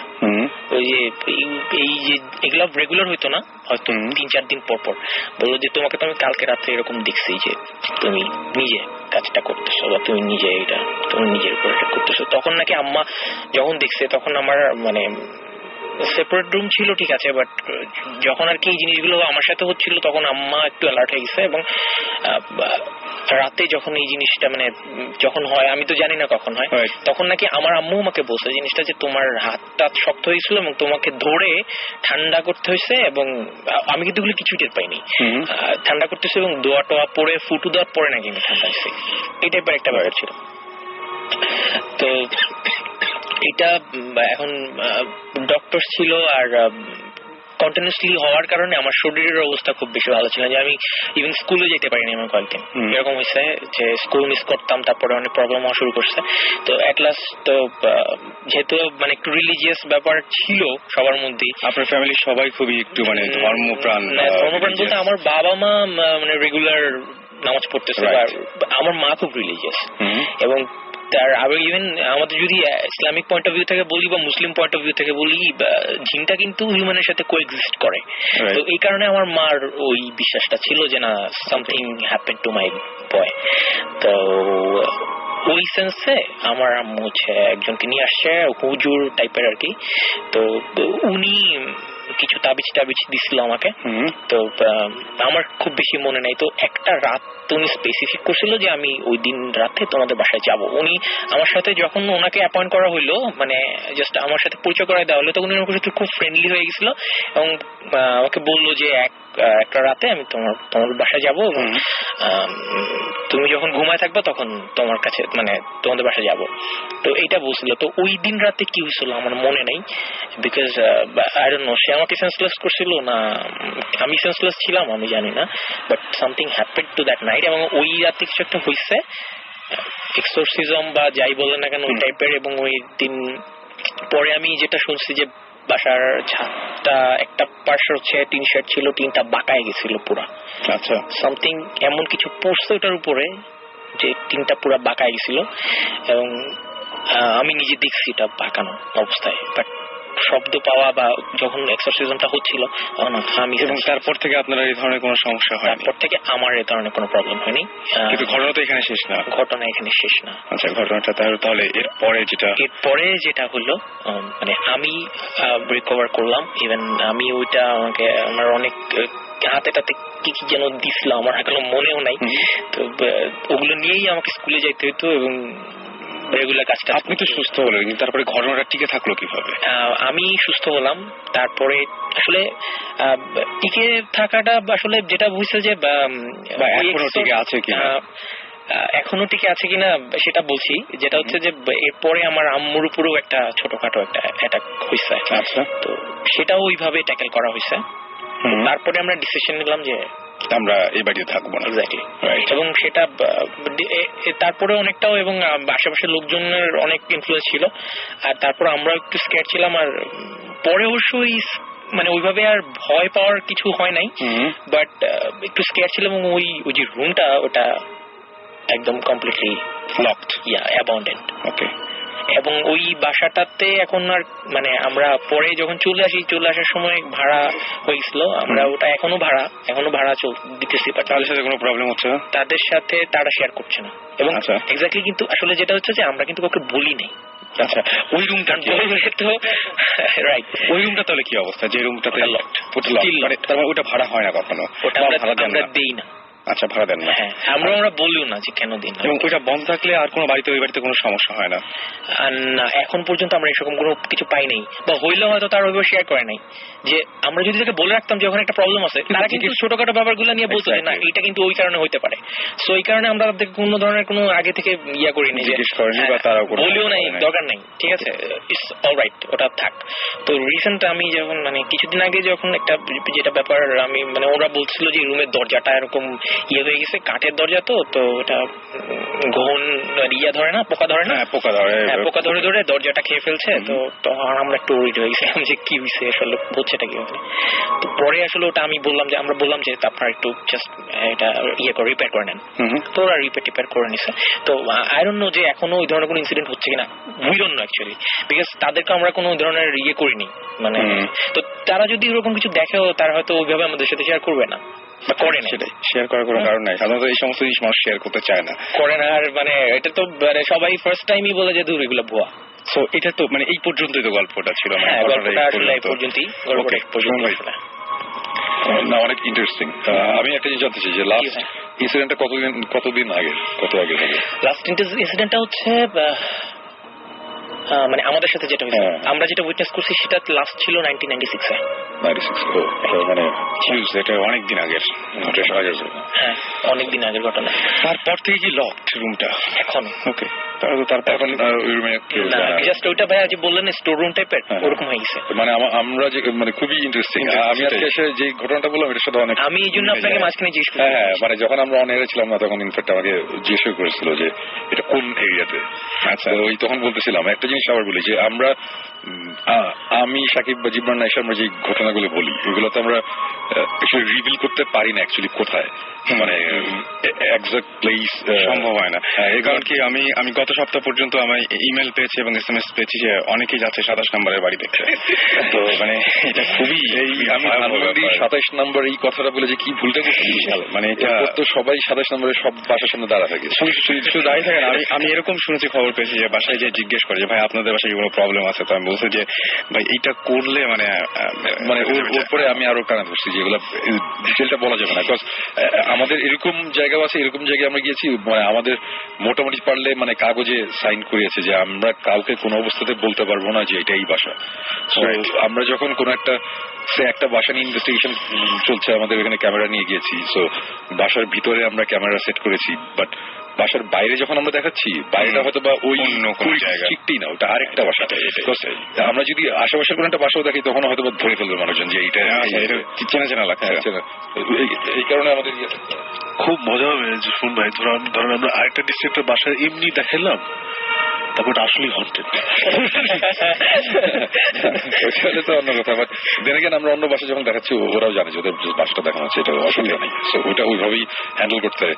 এর আগে একবার একটা এপিসোডে বলেছিলাম যে বাংলাদেশে মানে বাইরে যে অবস্থাটা হয় যে ওখানে কারো পাশে যদি এরকম হন্টেড সোকল্ড হন্টেড অথবা রিউমার্ড এরকম যদি হয় যে এখানে এই প্রবলেম আছে, ওরা পারলে মানে পুরা ইন্টারনেটে ব্লগ চালু করে মানে বাসার অ্যাড্রেসে .com কিনে ফেলায়, একদম ডোমেইন কিনে ওখানে। আর আমাদের দেশে হচ্ছে যে না, এটা কোনো অবস্থাতেই বলা যাবে না, বললে বাসা ভাড়া হবে না, বললে এই হবে, এই বাসায় প্রবলেম আছে বললে আমার মেয়ের বিয়ে হবে না, মানে এই ধরনের একটা ব্যাপার আছে, যে কারণে আমাদের সবকিছু অনেক ইয়ে করতে। ইনফ্যাক্ট ভৌতিষ্ঠ ট্রেলারটার মধ্যে আমরা যেই বাসা কথা বলেছি ওই বাসার সিন 2-1টা আছে, বাকি আমরা কিন্তু 3টা বাসার শর্ট একসাথে করে আমরা একটা ঘটনা দিয়েছি। অনেকেই মনে করতে পারে যে ওই যে বাসাটা দেখিয়েছি ওই বাসার ভিতরে না, ওই যেটা বাসাটা দেখিয়েছি ওটা ঢাকার একটা বাসা, আর ওই সামওয়্যার খুলনা যেটার ওই ফ্যান পড়ার ঘটনাটা আরেকটা বাসা, মানে এক জায়গা থেকে আমরা একসাথে জোড়া লাগিয়ে দেখেছি, সো দ্যাট মানুষজন বুঝতে না পারে। তার মানে শুধুমাত্র ঘটনাটা ঠিক আছে কিন্তু জায়গাগুলো বা প্লেস গুলো একেবারে পুরোপুরি মানে কি আমরা সামার ইন খুলনা বলছি তো ওটা খুলনার আশেপাশেই না, ওটা অন্য জায়গায়, ওইটা আমরা ক্লিয়ার করিনি, করলেই প্রবলেম। দেখা গেল যে ওইটাই হয়তো আপনাদের সেই কাঙ্ক্ষিত 27 নম্বরের বাড়ি হতেই পারে। যাই হোক, আমরা একটু বলি যে আমাদের SMS করেছেন, দেখতে পাচ্ছি ফারিহা SMS করেছেন, দীপ, শুভ, আরাফাত SMS করেছেন, কুইন অফ স্মাইল SMS করেছেন বৃষ্টি রাজশাহী থেকে, রাকিব নরসিংদী থেকে, এছাড়াও SMS করেছেন অশ্রু, SMS করেছেন ইসলাম, ওয়াসি, তারপরে ভাবনা SMS করেছেন রুবেল, শম্পা, তানভীর, রাসেল, মৌ এবং নোমান সহ আরো অনেকে। আর আপনি যদি আপনার অনুভূতি শেয়ার করতে চান তাহলে শাউট লিখে স্পেস দিয়ে আপনার নাম লিখে স্পেস দিয়ে আপনার মেসেজ লিখে পাঠিয়ে দিন 9840 নম্বরে।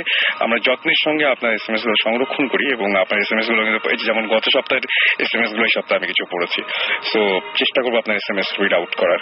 ওকে, আমরা সুমনের কথা শুনছিলাম। হ্যাঁ, মানে ওইটাই বলছিলাম যে আমাদের দেশে অ্যাকচুয়ালি এগুলো হ্যান্ডেল করা অনেক কঠিন। মানে কোন জায়গায় গিয়ে মানে আমরা অ্যাকচুয়ালি এই ধরনের কোনো রেডিও বা টিভি অনুষ্ঠান তো আগে কখনো হয়নি, রাইট? আমরা যদি কোথাও গিয়ে বলি যে আমরা ভৌতিস টিম আমরা এসেছি করতে, সবাই তখন হা করে তাকা থাকে, সেটাই ব্যাপার, টিম ভৌতিস টিমে কি, মানে যদি বলি যে ভূত দেখতে আসছি ওটা শুনলে হাসে, আবার কেউ বলে যে না এগুলা ঠিক না, মানে অনেক ধরনের প্রবলেম আমাদের ফেস করতে হচ্ছে এবং এখনো করতে হয়। বাট দেন এগেন আমরা এটা এনজয় করি দেখেই এটা করছি আর কি। আমরা এখনো পিওরলি এটা করতে পারছি বিকজ আমরা গিয়ে বলি এটা হচ্ছে সুমন ভাই, তাকে নিশ্চয়ই চিনেন, উনি একটু আপনার সাথে কথা বলবেন, ও সুমন ভাই এটা অটোগ্রাফ, তো ওখান থেকে জিনিসটা ইজি হয়ে যায়। আচ্ছা, কিন্তু মানে আমি একটা এক্সপিরিয়েন্স করেছিলাম যে আমি একবার এরকম বেরিয়েছিলাম রাস্তায়, আমার একজন কলিগ এবং আমাদের মানে বস বলবো, তার সাথে বেরিয়েছিলাম আমি। বেরোনোর পরে রাস্তায় বেরোনোর পরে প্রথমে যখন আমরা বললাম যে আমরা আসলে ভূত দেখতে আসছি, বলে কি আপনারা কি করেন? আমি বললাম যে না, মানে আমরা এমনি দেখতে আসছি যে এখানে এরকম ঘটনা আছে, এরকম শুনছিলাম তো এরকম কোনো কিছু ব্যাপার স্যাপার আছে, আপনারা কি করেন? এবং তারপরে খুব সন্দেহ চোখে তাকাতে শুরু করলো এবং তারপরে যেরকম শুরু করলো যে কয়েকজন লোকের দিকে তাকালো, ওরাও এগিয়ে আসলো, এগিয়ে এসে আপনারা কি করেন? তখন দেখলাম যে এই জায়গাটা বেশিক্ষণ থাকা যাবে না, তারপরে চলে এসেছি। তো এরকম প্রবলেমের নিশ্চয়ই পড়তে হয় এবং মানুষের আসলে ভাবে যে মানে মানে দেখা যায় কি, আমি সত্যি কথা বলতে যে কাউকে এই পর্যন্ত এই ভূত এফএম বা ভূত স্টিমের বাইরে যাদেরকে দেখেছি যে কেউ কোনোদিন ভূতের কোন একটা ঘটনা বলতে গেছে বা এরকম প্যারানর্মাল কোন একটা ব্যাপার স্যাপার বলতে গেছে, সঙ্গে সঙ্গে একটা মানে মতামত যায়, হ্যাঁ হতে পারে, মানে আমি একটা মানে পুরোপুরি আমার সামনে ঘটা এবং উইটনেস সহ যখন আমার একটা ফ্রেন্ডকে বললাম যে জানিস এরকম ঘটনা ঘটেছে, তো বললো যে এরকম তো হতেই পারে। আমি বললাম কেমন করে হতে পারে, তো বলছে হয় না, ব্যাপারটা আসলে এরকমই হয়। হ্যাঁ, আবার যেমন আমার এক ফ্রেন্ড আছে, সে ভূত জিন প্রেত মানে কিছু বিশ্বাস করে না, কিছু করে না। আচ্ছা, তা ও আবার রাতে আবার একদিন এই ভূতের গল্প করছি, ও আবার একটু ভয় পেয়েছে। তো আমি বললাম যে তুই কেন, মানে কিসের ভয় পাচ্ছিস তুই? ভূতের, তুই তো ভূত বিশ্বাস করিস না। না কিসের জানি না, আবার ভয় লাগছে। ব্যাপারটা হচ্ছে ওইটা, মানে ভয় জিনিসটা তো আমাদের একটা মানে আমাদের মধ্যেই আছে জিনিসটা। আচ্ছা শুনুন ভাই, হঠাৎ করে মাঝে মাঝে যে সমস্যাটা হয় এটা কেন হয় যে হঠাৎ করে আমি কিছুটা এক্সপিরিয়েন্স করলাম, মানে ভয়টাকে একদম হঠাৎ করে, এবং অনেকে আমাকে এটা জিজ্ঞেস করে যে জাস্ট ও এগুলো কোনো কিছু বিশ্বাস করে না এবং জীবনে কোনোদিন ওরকম কিছু ভাবেও নি, কিন্তু হঠাৎ করেই একটা জায়গায় এসে আচমকা জিনিসটা মানে ফিল হয় যে কিছু একটা ঘটনা আছে। যেমন আমার একটা ফ্রেন্ড, ও খুবই মানে ও এমনিতে একজন ইঞ্জিনিয়ার, সে জীবনে কখনো এই সমস্ত জিনিস তো বিশ্বাস করে না, মানে ওকে জোর করেও বিশ্বাস করা যাবে না, কিন্তু হঠাৎ করে সেই ছেলেটা একদিন দুপুরবেলায় তার জানালাটা খুললো, মানে রেগুলার সে জানাটা খোলে, কিন্তু সেদিন তার মনে হলো যে কিছু একটা ওখানে আছে বা হঠাৎ করে খুব একটা ভয় লেগে গেল এবং সঙ্গে সঙ্গে সে পারলো না, জানাটা বন্ধ করে দিল। এই জিনিসটা কেন হয় যে এই যে সার্টেন একটা চেঞ্জ চলে আসে মানুষের মধ্যে? হয় কি, অ্যাকচুয়ালি অনেক সময় আমরা সে কখনো একটা গল্প শুনলাম বা কিছু একটা দেখলাম, একটা হরর মুভি দেখলাম বা যাক খুশি হতে পারে কোন একটা কারণে, হয়তোবা আমি অনেক সাহসী, আমার এগুলো ভয়টা নাই, আমার বিশ্বাস নাই এগুলোতে, বাট ওই মনের ভেতর কোনোভাবে হয়তোবা ওই সাবকনশিয়াসে ভয়টা রয়ে যায়। আচ্ছা, তারপর দেখা যায় যে খুব সিম্পল একটা ছোট একটা কারণে, আমি কয়েকদিন আগে একটা গল্প বলেছিলাম, টাওয়ার অফ সাইলেন্স। রাইট, হ্যাঁ, তো ওই টাওয়ার অফ সাইলেন্সের গল্পটা শুনেছিলাম দুপুর বেলায় কোন একটা চাইনিজ রেস্টুরেন্ট, আমার ফ্রেন্ডরা বসে গল্প করছিলাম তখন শোনা। তারপরে তখন আমি থাকতাম ধানমন্ডির বাসায়, আমার বাসার তখন 3 তলায় 2টো রুম ছিল, একটা বেডরুম আর একটা বড় একটা ড্রয়িং রুম টাইপের, আর বাকিটুকু ছাদ। আমি ওই 3 তলায় একাই থেকেছি বছরের পর বছর, আমি ওখানেই থাকতাম। এবং ওই গল্প শুনে কিন্তু আমার কোনো ভয় লাগে নাই, I was fine, I was totally ওকে। রাত্রেবেলা আমি গিটার বাজাতাম, কখনো খিদা লাগলে আমি তখন 3 তলার ছাদ তো এটা, মানে 3 তলা থেকে আমি 2 তলায় নামতাম, 2 তলার কিচেনে ফ্রিজ ছিল, ফ্রিজ থেকে খাবার টাবার নিতাম।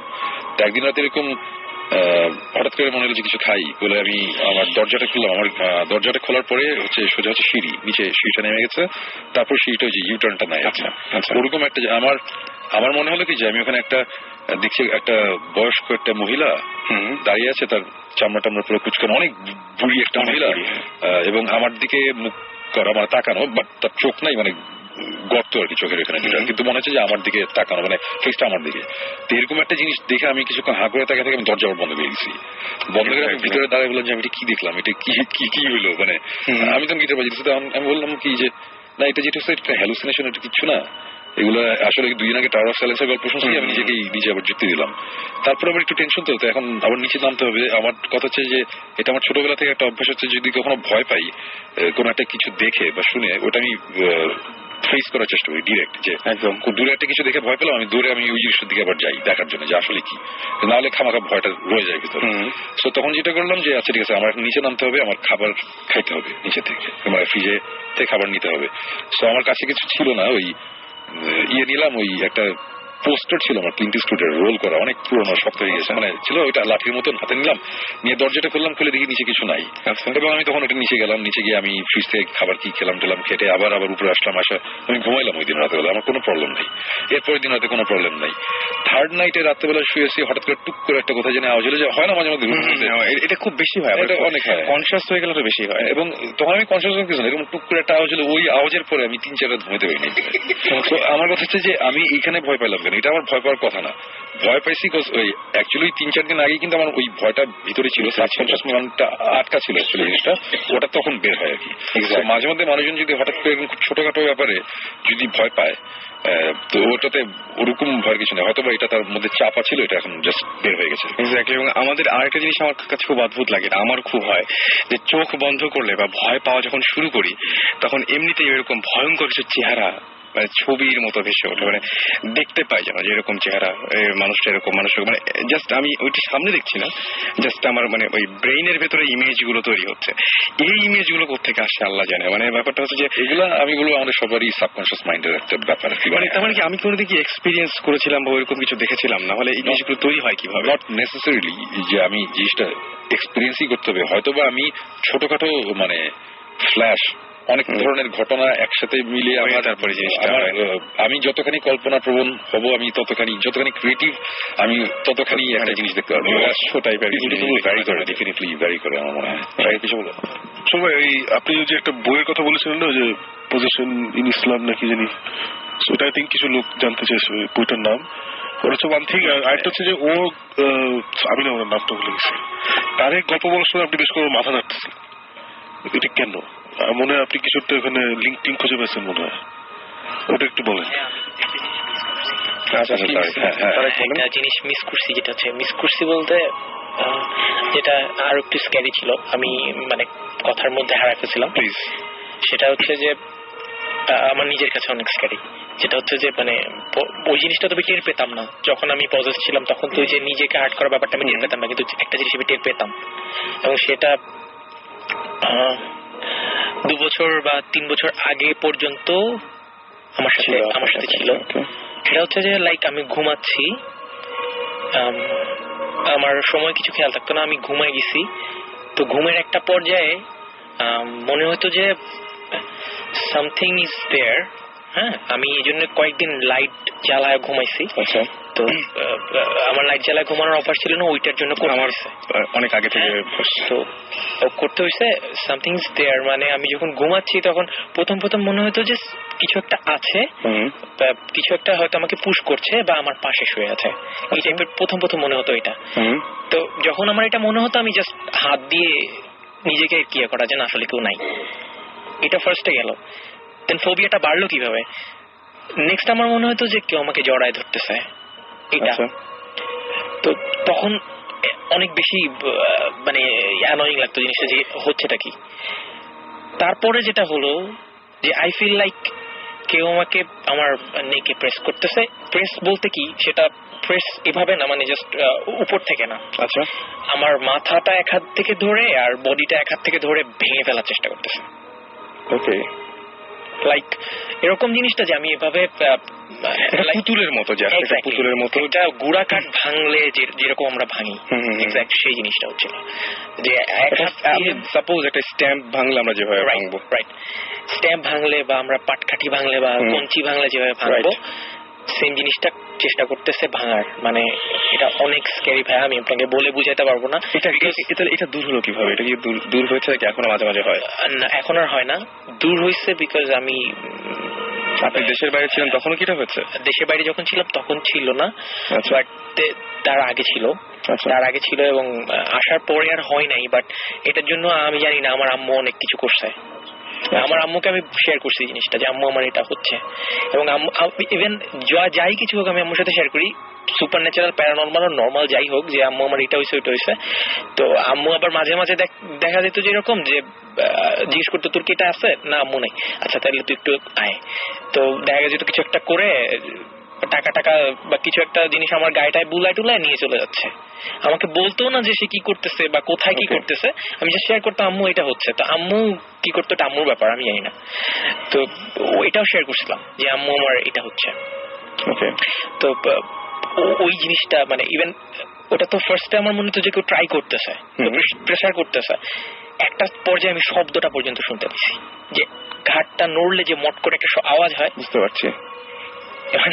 I was like, I swallowed my tongue. এবং আমি মাঝে মাঝে উঠে যেতাম, উঠে আমার দম বন্ধ হয়ে যেত, এরকম একটা অবস্থা হতো। এবং জিনিসটা অসম্ভব রকম স্ক্যারি ছিল, মানে আই ওয়াজ লাইক, মানে এটা আমি বলে বুঝাইতে পারবো না কি পরিমাণ স্ক্যারি ছিল। মানে মনে হতো যে আমার কান থেকে রক্ত বের হয়ে যাচ্ছে, মানে বুক ধরফরটা তো আসছেই, মানে ওটা প্লাস হচ্ছে আমার হেডেক ছিল, সকালবেলা প্রচন্ড হেডেক হইতো এই জিনিসটা। আমি জানি না এটা পিছনে কোনো সুপার ন্যাচারাল বা প্যারানর্মাল কিছু আছে কিনা, বাট আমার এই ফিলিংটা হইতো। এখন আই ডোন্ট নো কি হইতে পারে। ওই সময়টায় যে সময় প্রবলেমগুলো হতো তখন এছাড়া অন্য ধরনের মানে মেন্টাল কোনো প্রেশার ছিল তখন, কোন ডিপ্রেশন অথবা এই ধরনের এটা মানে কোন বয়সে, তখন বয়স কত ছিল ওই সময়টায়? 2 বছর আগে, 3-4 বছর আগে। ও বেশি দিন আগে ঘটনা। এবং এইটা ভাইয়া 3-4 বছর আগের, মানে এর আগেও হইতো, বাট মাঝখানে একটা গ্যাপ ছিল। লাইক ওই যে ইনসিডেন্টের পরে, মানে ছোটবেলার যে ইনসিডেন্টের পরে, ছোটবেলার ইনসিডেন্টের ওই ইনসিডেন্টের 3-4 বছর পরে এই ধরনের ঘটনা হয়েছে, আবার 3-4 বছর কোনো ইয়া নাই, তারপর আবার হয়েছে, এই টাইপের আর কি, একটা গ্যাপ দিয়ে হয়েছে। সময় আমি একটা ঘটনা শেয়ার করতে চাই। সেটা হচ্ছে যে ওনার ব্যাপারে খুবই ব্যাপার, আমি জানি না, আমি বলতে চাচ্ছিলাম না জিনিসটা, তো উনি যখন বলছেন যে এখনো প্রবলেমটা আছে, আমি বলি উনি আমাদের আরেকজন তো যিনি উইটনেস আমার, তিনি ওই যে বাইরে পোষ আছেন, যিনি আমাদের প্রথম গল্পটা বললেন, তো ওনাকে আমি বললাম যে আচ্ছা আপনি কি বলবেন আজকে, ঘটনাগুলো কি? তো ঘটনাগুলো শোনা শেষ, তারপরে আমি আবার ভিতরে আসছি, বললাম ঠিক আছে ভিতরে আমি সেট আপ করি, স্টুডিওটা ঠিক করে আপনাকে ভিতরে নিয়ে যাচ্ছি, আপনি একটু বসে ওয়েট করেন। এর মাঝখানে আপনাকে যে আমি পাইনি, তাই না? রাইট। এবং উনি যেখানে ছিলেন আরেক জায়গায় ছিলেন, আমি জাস্ট ঢোকার সঙ্গে সঙ্গে উনি বললেন যে মানে তার সঙ্গে যে আরেকজন যিনি আমাদের প্রথম গল্পটাগুলো বলেছিলেন, তিনি বললেন যে আচ্ছা উনি একটু বাইরে গেছেন।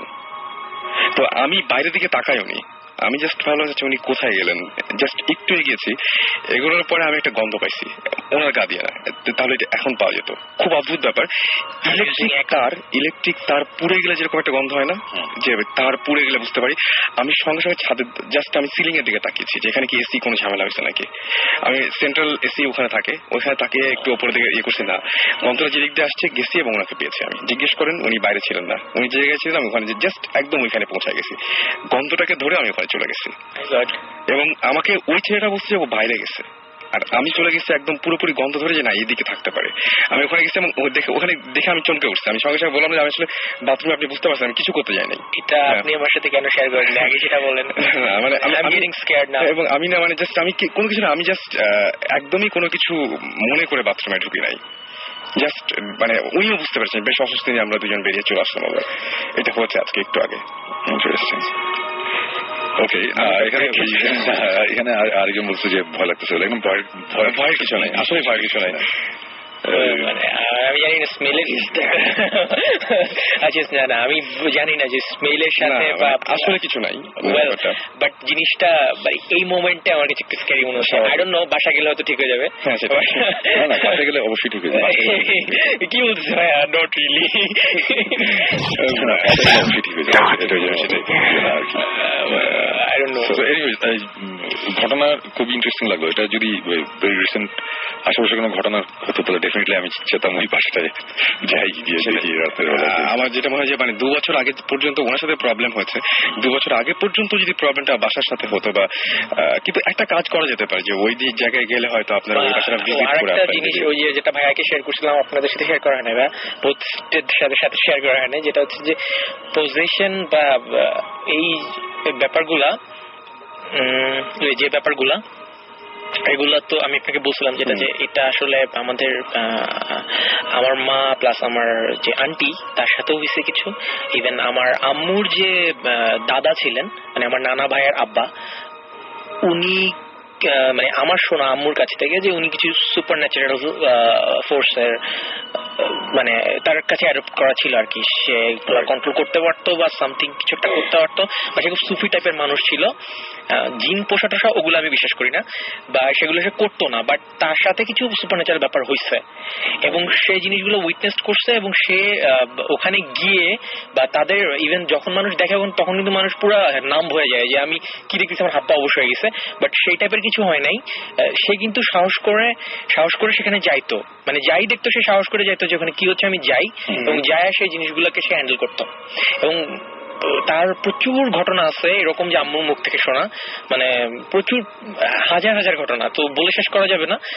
তো যেটা একটা ছোট্ট একটা ইন্টারেস্টিং ঘটনা আছে যেটা আমার এখন মনে পড়লো হঠাৎ করে, যে আম্মু আমাকে বলছিল একদিন আর কি, যে মানে ওই যে আম্মুর যে দাদা, তো উনি ওই যে রাতের বেলা ভোর রাতের দিকে বের হতেন মানে আজানের আগে। তো আমাদের ওনার নিজের প্রচুর ছিল, মানে প্রপার্টি ছিল গ্রামে, এখনো আছে। তো ওনার বিয়ে বলে না, হচ্ছে যে ঘের, হ্যাঁ ঘের টের ছিল, মাছের চাষটা হতো, এটাও এই টাইপের। তো ঘেরের সাথে হচ্ছে আবার ছোট একটা নদী, ওটা কেটে আবার লাগাই দেওয়া হয়েছিল যাতে পানিটা ঘোলা না হয় বা নষ্ট না হয়, মাছের জাল দিয়ে যাতে মাছগুলো আবার বেড়ে না যায়। তো উনি আবার ওই ঘেরটার দেখাশোনা করতো, নিজেই করতো, যাইতো। তো ওই টাইমের একটা পর্যায়ে মানে সকালবেলা ভোর রাতে আজান পড়েনি এখনো, তো ওই সময়টাতে উনি একদিন গেছে। তো যাওয়ার পরে উনি একা ছিলেন, ওনার সাথে আরেকজন ছিল। তো ঘটনাটা এরকম হয়েছে যে জাস্ট ওই যে লোকটা ওনার সাথে ছিল, উনি ওই লোকটাকে বলছে কি তুমি নৌকাটা নিয়ে একটু ঘুরে দেখো চারদিকে যে জালটা ঠিক মতো আছে কিনা, সবকিছু মানে মাছগুলো ঠিক মতো আছে কিনা, বা খাবার টাবার দেওয়া হয়েছে কিনা, এই টাইপের। তো ওই লোকটা নৌকা নিয়ে বের হয়ে গেছে, ঘেরের ভিতর থেকে ঘুরে আসবে। ঠিক এই সময়টাতে মানে উনি দাঁড়ায় ছিল, যে আমার যে দাদা উনি দাঁড়ায় ছিল পাড়ে, আর ওই লোকটা ছিল হচ্ছে নৌকাতে ওই পাশে। তো উনি যেটা দেখলেন, আমার আম্মু যেটা বলছে, যে উনি দেখছেন যে মানে ফানি বাট স্ক্যারি, যেটা হচ্ছে যে সামথিং ইজ ইউরিনেটিং। আচ্ছা, ঘেরটা লাইক 1 বর্গ মাইলের মতো হবে চওড়া। তো যে জিনিসটা ইউরিনেটিং মানে হিসু করতেছিল, মানে যেটা স্ট্রেট বলার, যে হিসু করতেছিল, সেটার একটা পা ছিল ঘেরের একদিকে আর একটা পা ছিল আর একদিকে, এবং পুরো বডিটা সিলভার লাইটের মতো চকচক করতেছিল, এরকম একটা ব্যাপার, খুবই স্ক্যারি। এবং সে দুই পাশে দুইটা পা দিয়ে সে মানে ইট ওয়াজ ইউরিনেটিং অন দ্য ম্যান যে বোটে ছিল, এবং সেই লোকটাও ওইখানে সেন্সলেস, মানে এরকম একটা ব্যাপার। এবং তখন মানে যে আমার যে আম্মুর যা দাদু, উনি সামহাউ ডিড সামথিং, জানি না কিছু একটা করছে, যার কারণে সেই জিনিসটা বেশিক্ষণ স্টে করেনি ওখানে। এই ধরনের ছোটখাটো ব্যাপার আমাদের সাথে, মানে আমাদের রাইট আমাদের জেনারেশনের সাথে অনেক কিছু হয়েছে। আমি আমার আব্বুর দিকটা জানি না, আম্মুর দিকটা জানি, যে এই টাইপের রিলিজিয়াস ব্যাপার আমি জানি না, তারা হয়তো খুব রিলিজিয়াস বলে জিনিসগুলো হচ্ছে, বাকি না এটা অ্যাকচুয়ালি মানে আমি বুদ্ধিস্টে বেসিক্যালি সুমন ভাই আর জিবরা অনেক কিছু বিশ্বাস করে, আমি হচ্ছি ভেরি স্কেপটিক্যাল। রাইট, এতদিন সুমন ভাই আমেরিকা ছিল দেখে আমি খুব উপরে করেছি যে আমি আসলে বিশ্বাস করি, আসলে আমি খুব স্কেপটিক্যাল। সুমন ভাইয়ের সাথে আমার প্রায় ঝগড়া হয় শুনে। সো আই থিংক বুঝতে পারছি ভাই, আপনি অনেক স্ট্রেট, মানে অনেক কড়া কড়া কথা বলেন না। যেটা এই আমরা যেমন বুদ্ধিস্টে চেষ্টা করেছি যে খুব পুরনো স্টোরি আমরা ঘাটাচ্ছি না, রাইট, মোটামুটি সে 70s 60s এর পরে। এটা একটা কারণ হচ্ছে কি, তখন তো লাইফস্টাইল ডিফারেন্ট ছিল। আপনি যে কথাগুলো বলছেন, এই কথাগুলো আমি গ্যারান্টি দিচ্ছি আপনাকে, যে কোনো ফ্যামিলি দাদার আগের জেনারেশনে এরকম অ্যাটলিস্ট 20টা স্টোরি থাকে। আমি নিজে এখন আপনাকে 6টা বলতে পারবো। সেটাই আমি কিন্তু ইনভেস্টিগেশন বা কিছুর জন্য না, জাস্ট আমি জাস্ট বলছি এইসব স্টোরি আসলে ওইটাই, মানে এগুলা শুনতে মজা লাগে ওই পর্যায়ে, পপস অন দ্য হেড, আর কিছু এইটাই আর কি, শুনতে মজা। But urinating on somebody's boat, right, এটা শুনে আসলে স্কেয়ার্ড হওয়ার কিছুই নেই, বাট জিনিসটা যিনি দেখছেন উনি তো নাই, রাইট, উনি তো নাই। আমরা যারা শুনবো আমাদের কাছে আসলে জিনিসটা, মানে আমি যেমন আপনাকে বলছি যে ফার্স্টে যেটা বলছি যে ভাই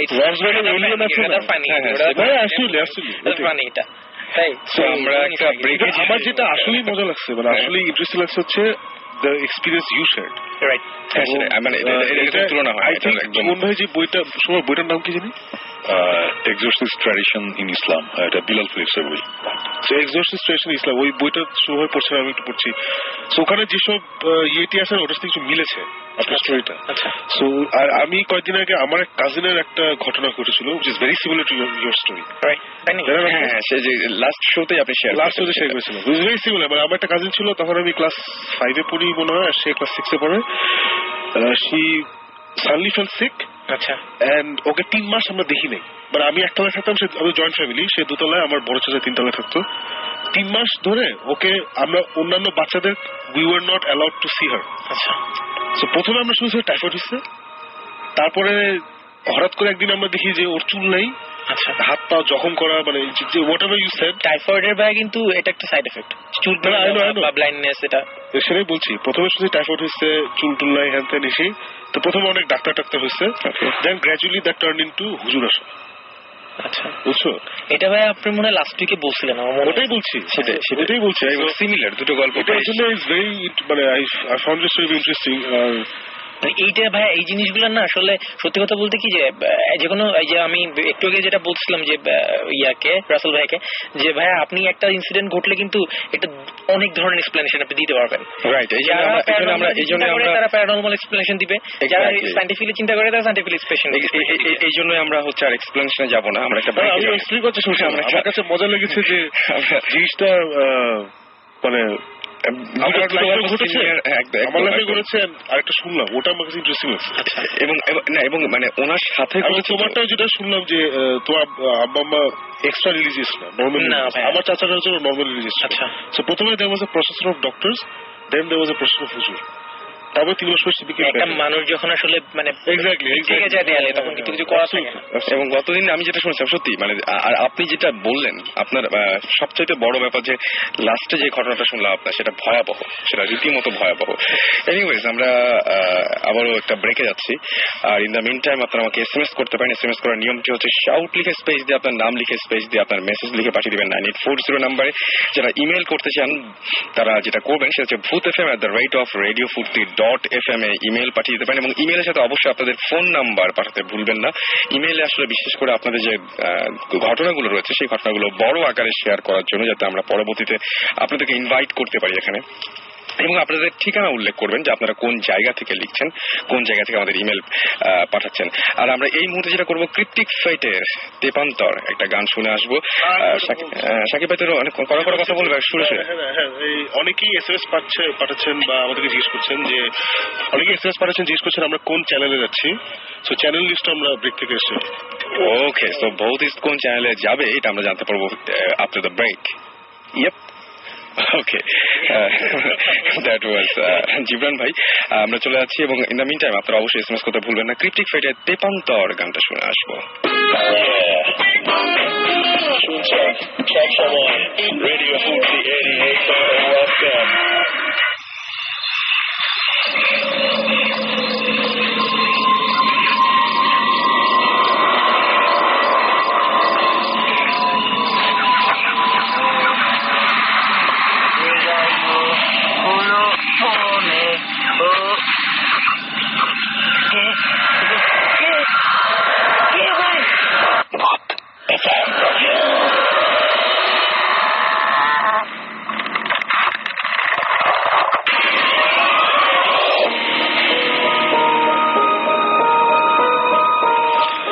শুনছেন সবসময় রেডিও ফুর্তি, চলছে ভূত FM, সাথে আছি রাসেল, এবং আমার সাথে রয়েছেন সুমন ভাই, জিবরান ভাই এবং সাকিব ভাই।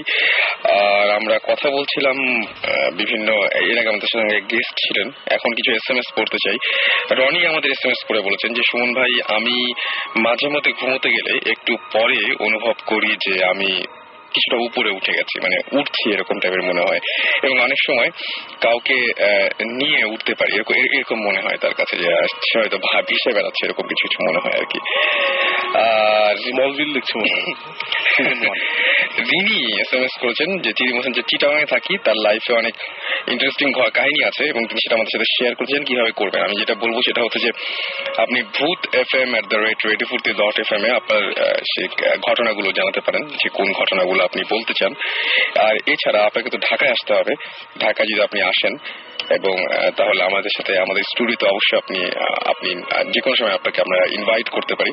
বাট আপনার নাম, ফোন নাম্বার সবকিছু আপনি একটা ইমেল করে দিতে পারেন, যে আপনার কি কি ঘটনা আছে, দু একটা ঘটনা আপনি জানাতে পারেন।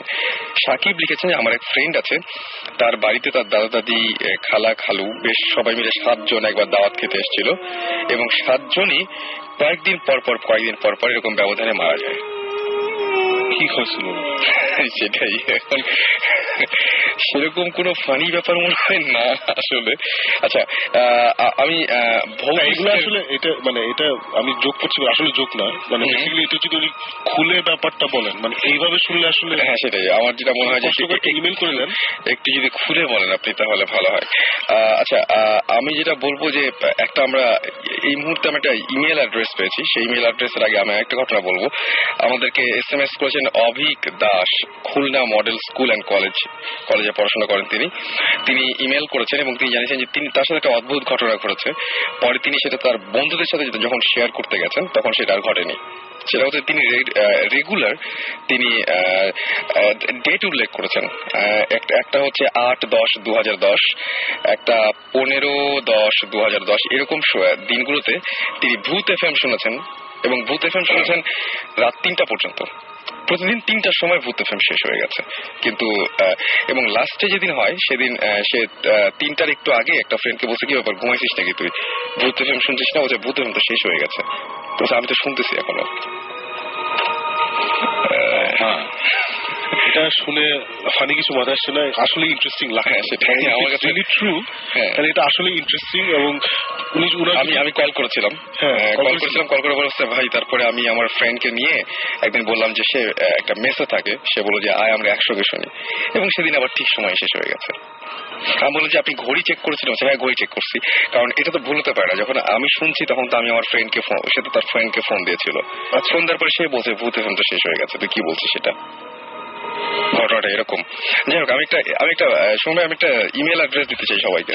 আপনাকে একটু হয়তো যন্ত্রণা বাড়বে, কিন্তু দিয়ে দিই ইমেল অ্যাড্রেসটা। কি বলেন? হ্যাঁ, কোনো অসুবিধা নেই। সেটাই, আমার কাছে একটা ইমেল অ্যাড্রেস আছে, শুনলেই বুঝতে পারবেন সবাই। info@bhotist.com, এটা হচ্ছে ইমেল অ্যাড্রেস। ওকে, সো এখানে আপনারা ইচ্ছা করে আমরা ইমেলটা খুলেছি, সেটাই ইয়াহুতে। আপনাদেরকে অনেক ধন্যবাদ। ইয়াহু তো দেখতে পাচ্ছি না, ইয়াহু না, bhotist.com আছে। bhotist.com, অনেক ধন্যবাদ আপনাদেরকে এত সুন্দর একটা ইমেল অ্যাড্রেস দেওয়ার জন্য। এবং এইখানে আপনারা ইচ্ছা করলে আপনাদের এই সমস্ত যে প্যারানর্মাল সমস্ত ঘটনা যা কিছু আছে সেটা আপনারা ইচ্ছা করলে ইমেল করতে পারেন, ইমেল করে জানিয়ে দিতে পারেন সরাসরি ভৌতিক স্ট্রিমকে। আর এছাড়া এখন যেটা অনেকেই আমি দেখলাম যে লাস্টে একদম যেহেতু রাত হয়ে যাচ্ছে, বলছেন যে সুমন ভাই একটা মানে জাস্ট হয় না যে বেড টাইম স্টোরির মতো একটা কিছু, বেড টাইম স্টোরি, রাইট, একটা কিছু শুনে দিয়ে। হ্যাঁ, টাইম অ্যাকচুয়ালি আমাদের হাতে খুব কম, রাইট। সো এখন আচ্ছা বলি, জি, একটা গল্প আমার মনে একটু টাইম লাগলেও সমস্যা নাই, একটু আমরা টাইম আসতে শুনবো, রাত তো আমাদের, এই রাত আমার আপনার। আজকে একটু কমেডি শুরু হয়ে যাচ্ছে।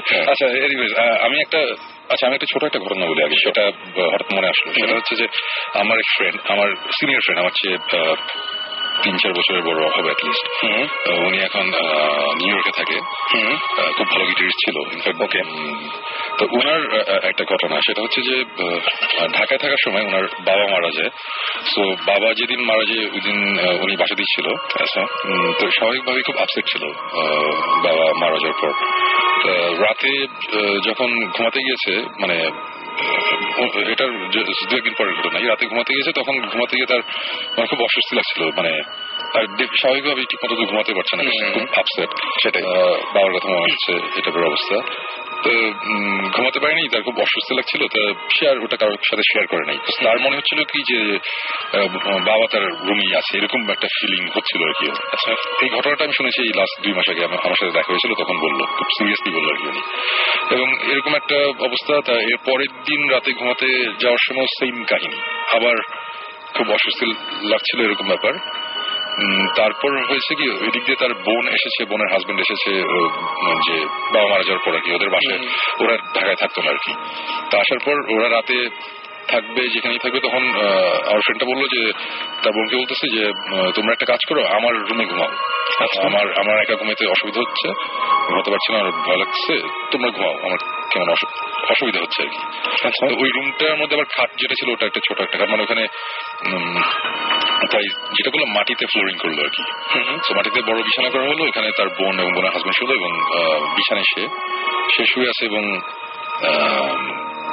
রাত্রের বেলা এরকম শুয়ে আছে, মানে ডান পাশ ফিরে শুয়ে আছে আর কি। তো হঠাৎ করে তার মনে হলো যে তার গায়ের উপরে কিছু একটা প্রেশার করছে, এরকম লাগছে আর কি। আচ্ছা, তার খুব সে বলতেছে কি ব্যাপার, আমি আজকে তো রুমে মানুষজন আছে, আমার এখনই এরকম লাগতেছে কেন, মানে। সো একটু পরে বুঝলো যে প্রেশারটা বাড়ছে, এবং তখন সে রিয়েলাইজ করলো যে তার গায়ের উপর একটা হাত টাইপের কিছু, মানে, এবং যখন বুঝলো যে তাকে কেউ জড়িয়ে ধরে শুয়ে আছে আর কি, তার গায়ের উপর হাত রাখা, এবং সে সাথে সাথে কোনো মতে জাস্ট ঘাটটা ঘুরে বাইরে তাকিয়ে রাখে যে তার বাবা তাকে ধরে শুয়ে আছে আর কি। এবং এই কথাটা যখন আমার ফ্রেন্ড আমাকে বলেছে, তার চোখে পানি চলে এসেছিল, মানে he was not joking or kidding, মানে সে বলছে যে আমি দেখছি যে আমার বাবা আমাকে জড়ায় ধরে শুয়ে আছে, মানে সে তখন প্রচন্ড ভয় পায় আর কি, ভয় পেয়ে সে চিৎকার করে, চিৎকারে আবার ইয়ার উঠে যায় ঘুম থেকে। তার চারপাশে যারা ছিল, হ্যাঁ তার দুলাভাই এবং তার বোন দুজনের ঘুম ভেঙে যায়। তখন বলে কি হয়েছে, বলে আমি আব্বাকে দেখছি আমাকে আমার বিছানায়, মানে এবং তাকে যখন ধরেছিল সে তখন মানে চিৎকারও করতে পারছিল না, হঠাৎ করে মানে খুব জোরে চিৎকার করে, তখন ওরা উঠে যায়, হাতটাও সরে যায় এবং তখন কেউ নাই, তখন বলে যে না তুমি আসলে আপসেট এই কারণে তুমি এটা করছো। তারপরেও তার ঘুমাতে মানে তারপরে আমাকে বলেছে তার অনেকদিন লেগেছে যে আবার নর্মাল হতে আর কি, মানে ঘুমাতে গিয়ে। এটা একটা ছোট একটা ঘটনা, মানে আমরা অনেক সময় এই ধরনের জিনিসপত্র শুনি, বাট এরকম আমার খুব ক্লোজ একজন মানুষ এবং তার কাছ থেকে শুনে খুবই ইন্টারেস্টিং লেগেছিল, এটা শেয়ার করলাম। এনিওয়েজ আমি লাস্ট একটা ঘটনা বলে শেষ করছি ভূতের। তার আগে আমি একটা জিনিস বলি, সেটা হচ্ছে যে আমাদের ভৌতিস্ট টিভি শোটা জানুয়ারিতে দেশ টিভিতে অন এয়ার হবে। টিভিতে জানুয়ারি থেকে শুরু হচ্ছে, মোটামুটি টিভিতে প্রমোশন ডিসেম্বর থেকে আসবে। আমরা এই মুহূর্তে মানে আমাদের ব্যাপারটা হয়েছে যে আমরা মোটামুটি রেডি করেছিলাম যে এই কয়েকটা এপিসোড, বাট এখন ইদানিং আরো অনেক নতুন নতুন ইন্টারেস্টিং জায়গা আমরা পাচ্ছি, সেখানে আমরা যাচ্ছি। সো এপিসোডের আরো বাড়বে। সো আপাতত আমাদের প্ল্যান হচ্ছে আমাদের ফার্স্ট সিজনে আমাদের 13টা এপিসোড থাকবে। আচ্ছা, এবং আমাদের ভৌতিস্টের ফার্স্ট যেই এপিসোডটা অন এয়ার হবে সেটা কিন্তু অ্যাকচুয়ালি নর্মালি একটা TV show, reality TV show যেভাবে রেকর্ড করে, যেভাবে ভিডিও করে, ওইভাবে করা না। আমাদের প্রথম এপিসোডটা হচ্ছে ভৌতিস্ট আমাদের এই টিমটা কিভাবে হলো, এটা হচ্ছে আমার একটা মিউজিক ভিডিওর শুট করতে আমরা ঢাকার বাইরে গিয়েছিলাম একটা বাংলোতে। ওই বাংলোতে নিয়ে অনেক সমস্যা আছে আর কি, ওখানে অ্যাকচুয়ালি অনেক ধরনের প্রবলেম হতো আর কি, এখনো স্টিল হয়। তো ওইখানে আমরা রাতে ছিলাম, থাকার সময় কিছু ঘটনা ঘটেছিল। তখন যেহেতু ফর্চুনেটলি আমাদের কাছে ক্যামেরা ছিল, আমরা তখন ক্যামেরা অন করে কিছু রেকর্ড করি। আচ্ছা, ওখানকার ইনসিডেন্টগুলো রেকর্ড করার পর তারপরে সেই জিনিসগুলো আমরা আবার পরে এমনি মানে জাস্ট হাসতে খেলতেই মানে আমরা এটা এডিট করি, করার পরে দেখার পর মনে হয় যে এটা একটা ইন্টারেস্টিং দাঁড়িয়েছে আর কি, মানে বাইরে ওয়েস্টার্ন একটা জিনিস হচ্ছে। তখন অ্যাকচুয়ালি আমরা ডিসিশন নিই যে আমরা সিরিয়াসলি এটা নিয়ে করি। শুরু হয়েছিল ফার্স্ট এপিসোডে যারা দেখবে তারা দেখবে একটা মানে বেশ অ্যামেচারিশ একটা ভিডিও, একটা এপিসোড, বাট ভালো করে এডিট করা ডেফিনেটলি। বাট সেকেন্ড গুলো থেকে আমাদের নর্মাল স্ট্রাকচারে আমরা ফেরত যাবো। সো হোপফুলি অনেকেই জানতে চাচ্ছিল, আমি দেখছিলাম যে অনেকেই জানতে চাচ্ছিল যে কবে ভৌতিস হবে, কোন চ্যানেল আসবে। খুবই একটা ভালো নিউজ এবং অনেকে জিজ্ঞেস করছিল এটা। জানুয়ারিতে অন এয়ার এবং দেশ টিভিতে আসছে। ওকে ফাইন, আমার কাছে মনে হয় যেটা এটা মানে কি হলো, শেষ করার আগে, শেষ গল্প বলার আগে এটা দারুণ একটা নিউজ ছিল। ওকে, আর এখন তাহলে আমরা লাস্ট ঘটনাটা একদম এই ঘটনাটা অ্যাকচুয়ালি আমার খালি মানে আমার ফ্রেন্ড সার্কেলের মধ্যে ঘটা, আমিও এটাতে ইনভলভ। এবং এটা হয়েছে বেশ আগে 1993 এর সময়কার ঘটনা। আমরা তখন কলেজে, এবং আমি আমার যে ফ্রেন্ড সার্কেল এদের নিয়ে এই ঘটনাগুলো হয়েছে, আমি কারোরই নাম বলতে পারবো না, একটু সিরিয়াস টাইপের। আমরা শুনছিলাম আমাদের ফ্রেন্ডের মধ্যে, আমরা একদিন আড্ডা দিচ্ছিলাম আমরা সবাই মিলে, তখন আমাদের একজন বলল যে আমাদের আরেক সিনিয়র ফ্রেন্ড যে তাদের সার্কেল, তাদের ফ্রেন্ডরা নীলক্ষেত থেকে একটা বই কিনেছিল, একটা ডেভিল ওয়ার্শিপের উপর একটা বই। আচ্ছা, মানে ডেভিল ওয়ার্শিপ নিয়ে, ব্ল্যাক ম্যাজিক এগুলো নিয়ে একটা বই পেয়েছে, অনেক পুরানো একটা বই। ওই বইটা তারা কিনেছিল। তো ওই বইটা কেনার পর নাকি ওই বইটা নাকি যার বাসাতেই থাকে তার বাসায় যদি প্রবলেম হয়, এই টাইপের ব্যবসা আমরা শুনলাম। আমি বললাম যে বাহ, বেশ ইন্টারেস্টিং ঘটনা কি। তারপরে ঘাটাঘাটি করার পর তারপরে যেটা আসলো সেটা হচ্ছে যে বইটা যারা কিনেছিল তাদের একজন আমার খুবই ক্লোজ ফ্রেন্ড, সে আমাকে নিজে বলেছে যে বইটা আমরা যখন পাইছি, বইয়ের ভিতরে আমরা ইনফ্যাক্ট অরিজিনাল পেপার কাটিংও পাইছি, বাইরের কোন একটা নিউজ পেপারের কাটিং, যেখানে যে ওই অ্যালিস্টার ক্রাউলি, অনেকে ক্রাউলি বলে, মিস্টার ক্রাউলি, অজি অসবর্নের একটা গান আছে, এই ব্ল্যাক ম্যাজিক করতো, ডেভিল ওয়ার্শিপ, ওই কাল্ট, একটা অকাল্ট ছিল, ওর সম্বন্ধে কিছু পেপার কাটিং মানে অরিজিনাল, মানে বইটা অ্যাকচুয়ালি যার কাছে ছিল সে অ্যাকচুয়ালি এইসব জিনিসপত্র নিয়ে আসলে ঘাটাঘাটি করতো আর কি। সো তার মানে ব্যাপারটা একটু সিরিয়াস আর কি, মানে বইটা। সো এই বইটা নেওয়ার পর বইটা যার বাসায় যায়, মানে যার বাসায় থাকতো, ওর বাসাতেই একটা সিরিয়াস কোন একটা প্রবলেম হতো। প্রবলেম মানে হয়তো বা দেখা গেল যে একজনের এক ফ্রেন্ডের বাবার একটা দোকান ছিল, দোকানে আগুন লেগে গিয়েছিল। তারপরে আরেক ফ্রেন্ড পরীক্ষার সময় প্রচন্ড ভাবে অসুস্থ হয়ে গেছিল, ওইভাবে পরীক্ষা দিতে পারেনি। এই টাইপের জিনিসপত্র নাকি হচ্ছে বা স্টিল গোয়িং অন, এই টাইপের ব্যাপার। তারপরে সবাই মিলে আমরা ডিসিশন নিলাম যে এই বইটা অ্যাকচুয়ালি কারো কাছে রাখা যাবে, এটা ফেলে দিতে পুরাই দিতে হবে। মানে তখন তো আমাদের অ্যাকচুয়ালি বয়সও কম, আমরা একটু ছিলাম এসব ব্যাপারে। কিন্তু আমাদের একটা ফ্রেন্ড সে এই বইটা নিয়ে বইটার মধ্যে কিছু জিনিসপত্র লেখা ছিল, কিভাবে ডেভিল ওয়ার্শিপটা করতে হবে, কিভাবে নামাতে হবে, এই টাইপের জিনিসপত্র ছিল। সেই জিনিসটা প্র্যাকটিস করে তার বাসায়। এবং ঘটনাটা যেটা হয় যে বইয়ের মধ্যে একটা জিনিস লেখা ছিল যে ডেভিল আসবে উত্তর দিক থেকে। হ্যাঁ, উত্তর দিক থেকে ডেভিল আসবে, এরকম একটা জিনিসপত্র লেখা ছিল। আলটিমেটলি যেটা হয়েছিল যে সে তো আর কিছু করতে পারে না এই বইটা নিয়ে, বাট তার উত্তর দিকে যে রুমটা ছিল বাসার, ওই রুমে তার ছোট বোন থাকতো। এবং ছোট বোনটা মেন্টালি ডিসেবল, মানে বেশ পাগল হয়েছে, তাকে পরে ইনস্টিটিউশনে দিতে হয়। এটার পরে বইটা কোথায় কি, বইটা আমরা পাই না। এটার প্রায় বছর দেড়েক পরের ঘটনা। হঠাৎ করে একজনের, আমাদের সার্কেলের মধ্যে একজন বইটা পাইছে, কিভাবে ওর কাছে আসছে, কিভাবে আসছে আমি জানি না, আমার মনেও নেই।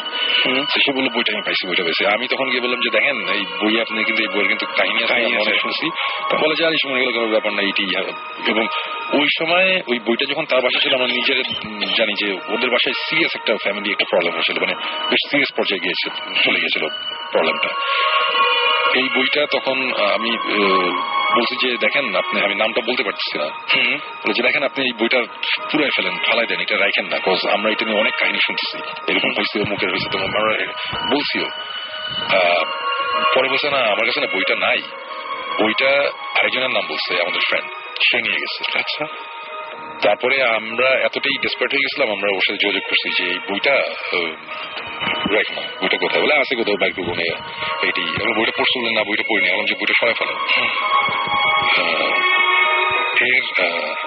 এর কয়েকদিন পরের ঘটনা, রিক্সা করে আমার এই দুই ফ্রেন্ড, যার বাসায় বইটা ছিল এবং যার বাসায় এখন বইটা আছে, এরকম অবস্থায় দুই ফ্রেন্ডই রিক্সা করে আসছিল।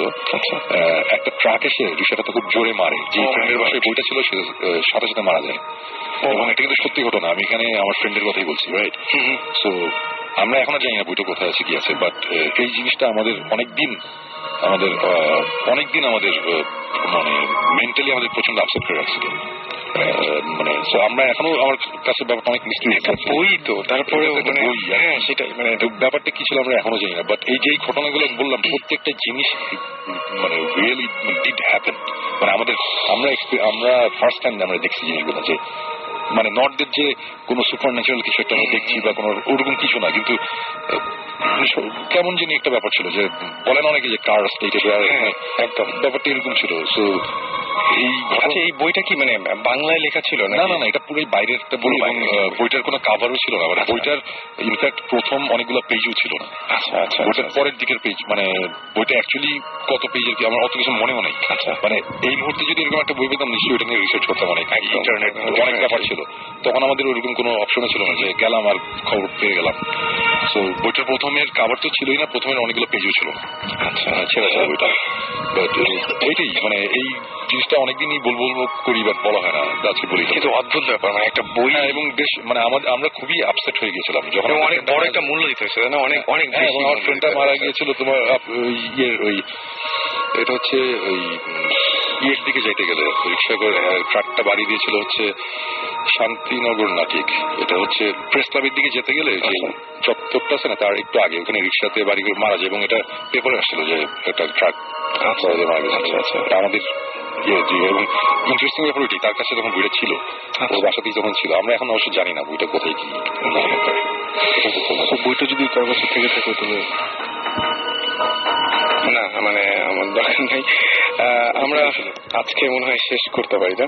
আমার মানে জিনিসটা সত্যি কথা বলতে কি, যে শুন ভাই, আমি এই জিনিসটার সাথে একটা জিনিসই খালি অ্যাড করবো, যে অনেকেই বলছে যে আমরাও আমাদের টিম নিয়ে বেরিয়ে যেতে চাই, আমরা এটা করতে চাই, ওটা করতে চাই, কিন্তু ব্যাপারটা হচ্ছে কি যে জিনিসটা এত সহজ না, বা একটা ছোট ব্যাপার থেকে অনেক বড় ঘটনা ঘটে যেতে পারে। মানে আমার কথা হচ্ছে যে ভূত জিন বলি, ভূত বলি, সুপারন্যাচুরাল এগুলো বাদই দিলাম, বাট মানুষজন অনেক সময় অনেক সিলি জিনিসপত্র দেখে কিন্তু অনেক ভয় পায়, এবং ওটার রিয়াকশন কিন্তু অনেক বাজেভাবে হতে পারে, বাজেভাবে হতে পারে। তো যে আমরা ছোটবেলায় একটা গল্প শুনতাম না, যে বাজি লেগে ইয়েতে গেছে, শ্মশানে গেছে, রাতে থাকবে, বাসটা গেড়ে রেখে আসতে হবে, ও গেড়ে রেখেছিল চাদরের মধ্যে, তারপর আসার সময় গলায় টান করে মনে করেছে যে কি জানি তাকে টান দিয়েছে। এই টাইপের গল্প আমরা ছোটবেলায় শুনেছি, এটা খুব কমন একটা গল্প। সো আমার কথা হচ্ছে যে এই আমরা যে ভূতিস টিম, আমাদের কিন্তু কোনো সার্টিফিকেট নাই, আমরা কিন্তু কোথা থেকে পাশ করি নেই যে আমাদের এইভাবে মানে আমাদের ব্যাপারে ইন্টারেস্ট আছে অনেক বছর ধরে, আমরা এগুলো আস্তে আস্তে এদিক সেদিক যাচ্ছিলাম, এখন আমরা একটা টিভি শো বানাচ্ছি। কিন্তু সবাই যদি মনে করে যে এটা জিনিসটা একটা মজার একটা জিনিস, যাই একটু করি, ওটা করার আগে 10 বার আমার মনে চিন্তা করা উচিত। এগুলা সবাই সবকিছু হ্যান্ডেল করতে পারে না, মানে আমরাই অনেক সময় আমাদের অনেক ঝামেলা হয়েছে। আপনারা ভৌতিস্টের অনুষ্ঠান শুরু হবে তখন দেখবেন আমরা মানে অনেক রকম ঝামেলার মধ্যে পড়েছি, মানে সব যে ভূত এসে আমাদের ধরছে খাচ্ছে এরকম কিছু না, কিন্তু অনেক ধরনের ঝামেলার মধ্যে আমরা পড়েছি। কিন্তু এইসব জিনিসপত্র অ্যাকচুয়ালি মানুষজন বুঝতে যায় না। রাইট, আমরা শেষ করব, তবে একটা কথা বলি, সেটা হচ্ছে যে যারা আমাদের SMS করতে চান তারা তো SMS এর অবশ্যই এখন করে কোনো লাভ নেই, আমরা শেষ করছি। শাউট লিখে স্পেস দিয়ে আপনার নাম লিখে স্পেস দিয়ে আপনার মেসেজ লিখে পাঠিয়ে দিন 9840 নাম্বারে। আর যারা আমাদের নেক্সট শোতে আসতে চান যারা, তারা একটা কাজ করেন, সেটা হচ্ছে যে আমাদেরকে ইমেল করে ফেলেন। ইমেল করতে হলে যেটা করতে হবে, আপনার নাম এবং ঠিকানা এবং ফোন নাম্বার সহ ইমেলটা করতে হবে ভূত FM BHOOT ভূত FM, তারপর হচ্ছে FM@radiofurti.fm। এখানে আপনারা ইচ্ছা করলে ইমেল করতে পারেন। যারা এমনি বিভিন্ন চান যে আপনাদের জায়গাটা ইনভেস্টিগেট করুক ভৌতিস টিম, তারা ইচ্ছা করলে info@bhautis.com আপনারা ইমেল করতে পারেন। এছাড়াও সবসময় আশা করব যে মানে আপনারা যারা আসতে চান বেসিক্যালি, তারা অনেকেই বলেছেন যে কিভাবে ভূত FM আসা যায়, কিভাবে আপনার এক্সপিরিয়েন্স শেয়ার করবেন, তাদেরকে বলবো যে আগে ইমেল করতে হবে। এবং ইমেলে অবশ্যই, আমি গতবারও ইমেল পেয়েছি অনেকগুলো যেগুলোতে ফোন নাম্বার এবং ঠিকানা ছিল না। আপনারা অবশ্যই ফোন নাম্বারের সাথে সাথে ঠিকানাটাও দিয়ে দিবেন যে কোন জায়গা থেকে বলছেন, এবং যদি আসতে পারেন তাহলে সেটা নিচে ছোট একটা নোট দিন যে আমরা আসতে পারবো, যদি ঢাকার বাইরেও হয় সেটা। যাই হোক, শেষ করব, কথা হবে আবারও আগামী শুক্রবার ঠিক 11:59। সে পর্যন্ত আশা করব সবাই সুস্থ থাকবেন, সুন্দর থাকবেন এবং মোস্ট ইম্পর্টেন্টলি নিরাপদ থাকবেন। একটা কথা বলছি, যারা আজকে নতুন লিসনার, যদি ভৌতিস্টের কি টাইপের কাজ আমরা করে দেখতে চাই, ইউটিউবে BHOUTIST সার্চ দিলেই ভৌতিস্টের একটা ছোট্ট ডেমো বের হয়ে আসবে, দেখতে পারেন। অসম্ভব সুন্দর সেটা।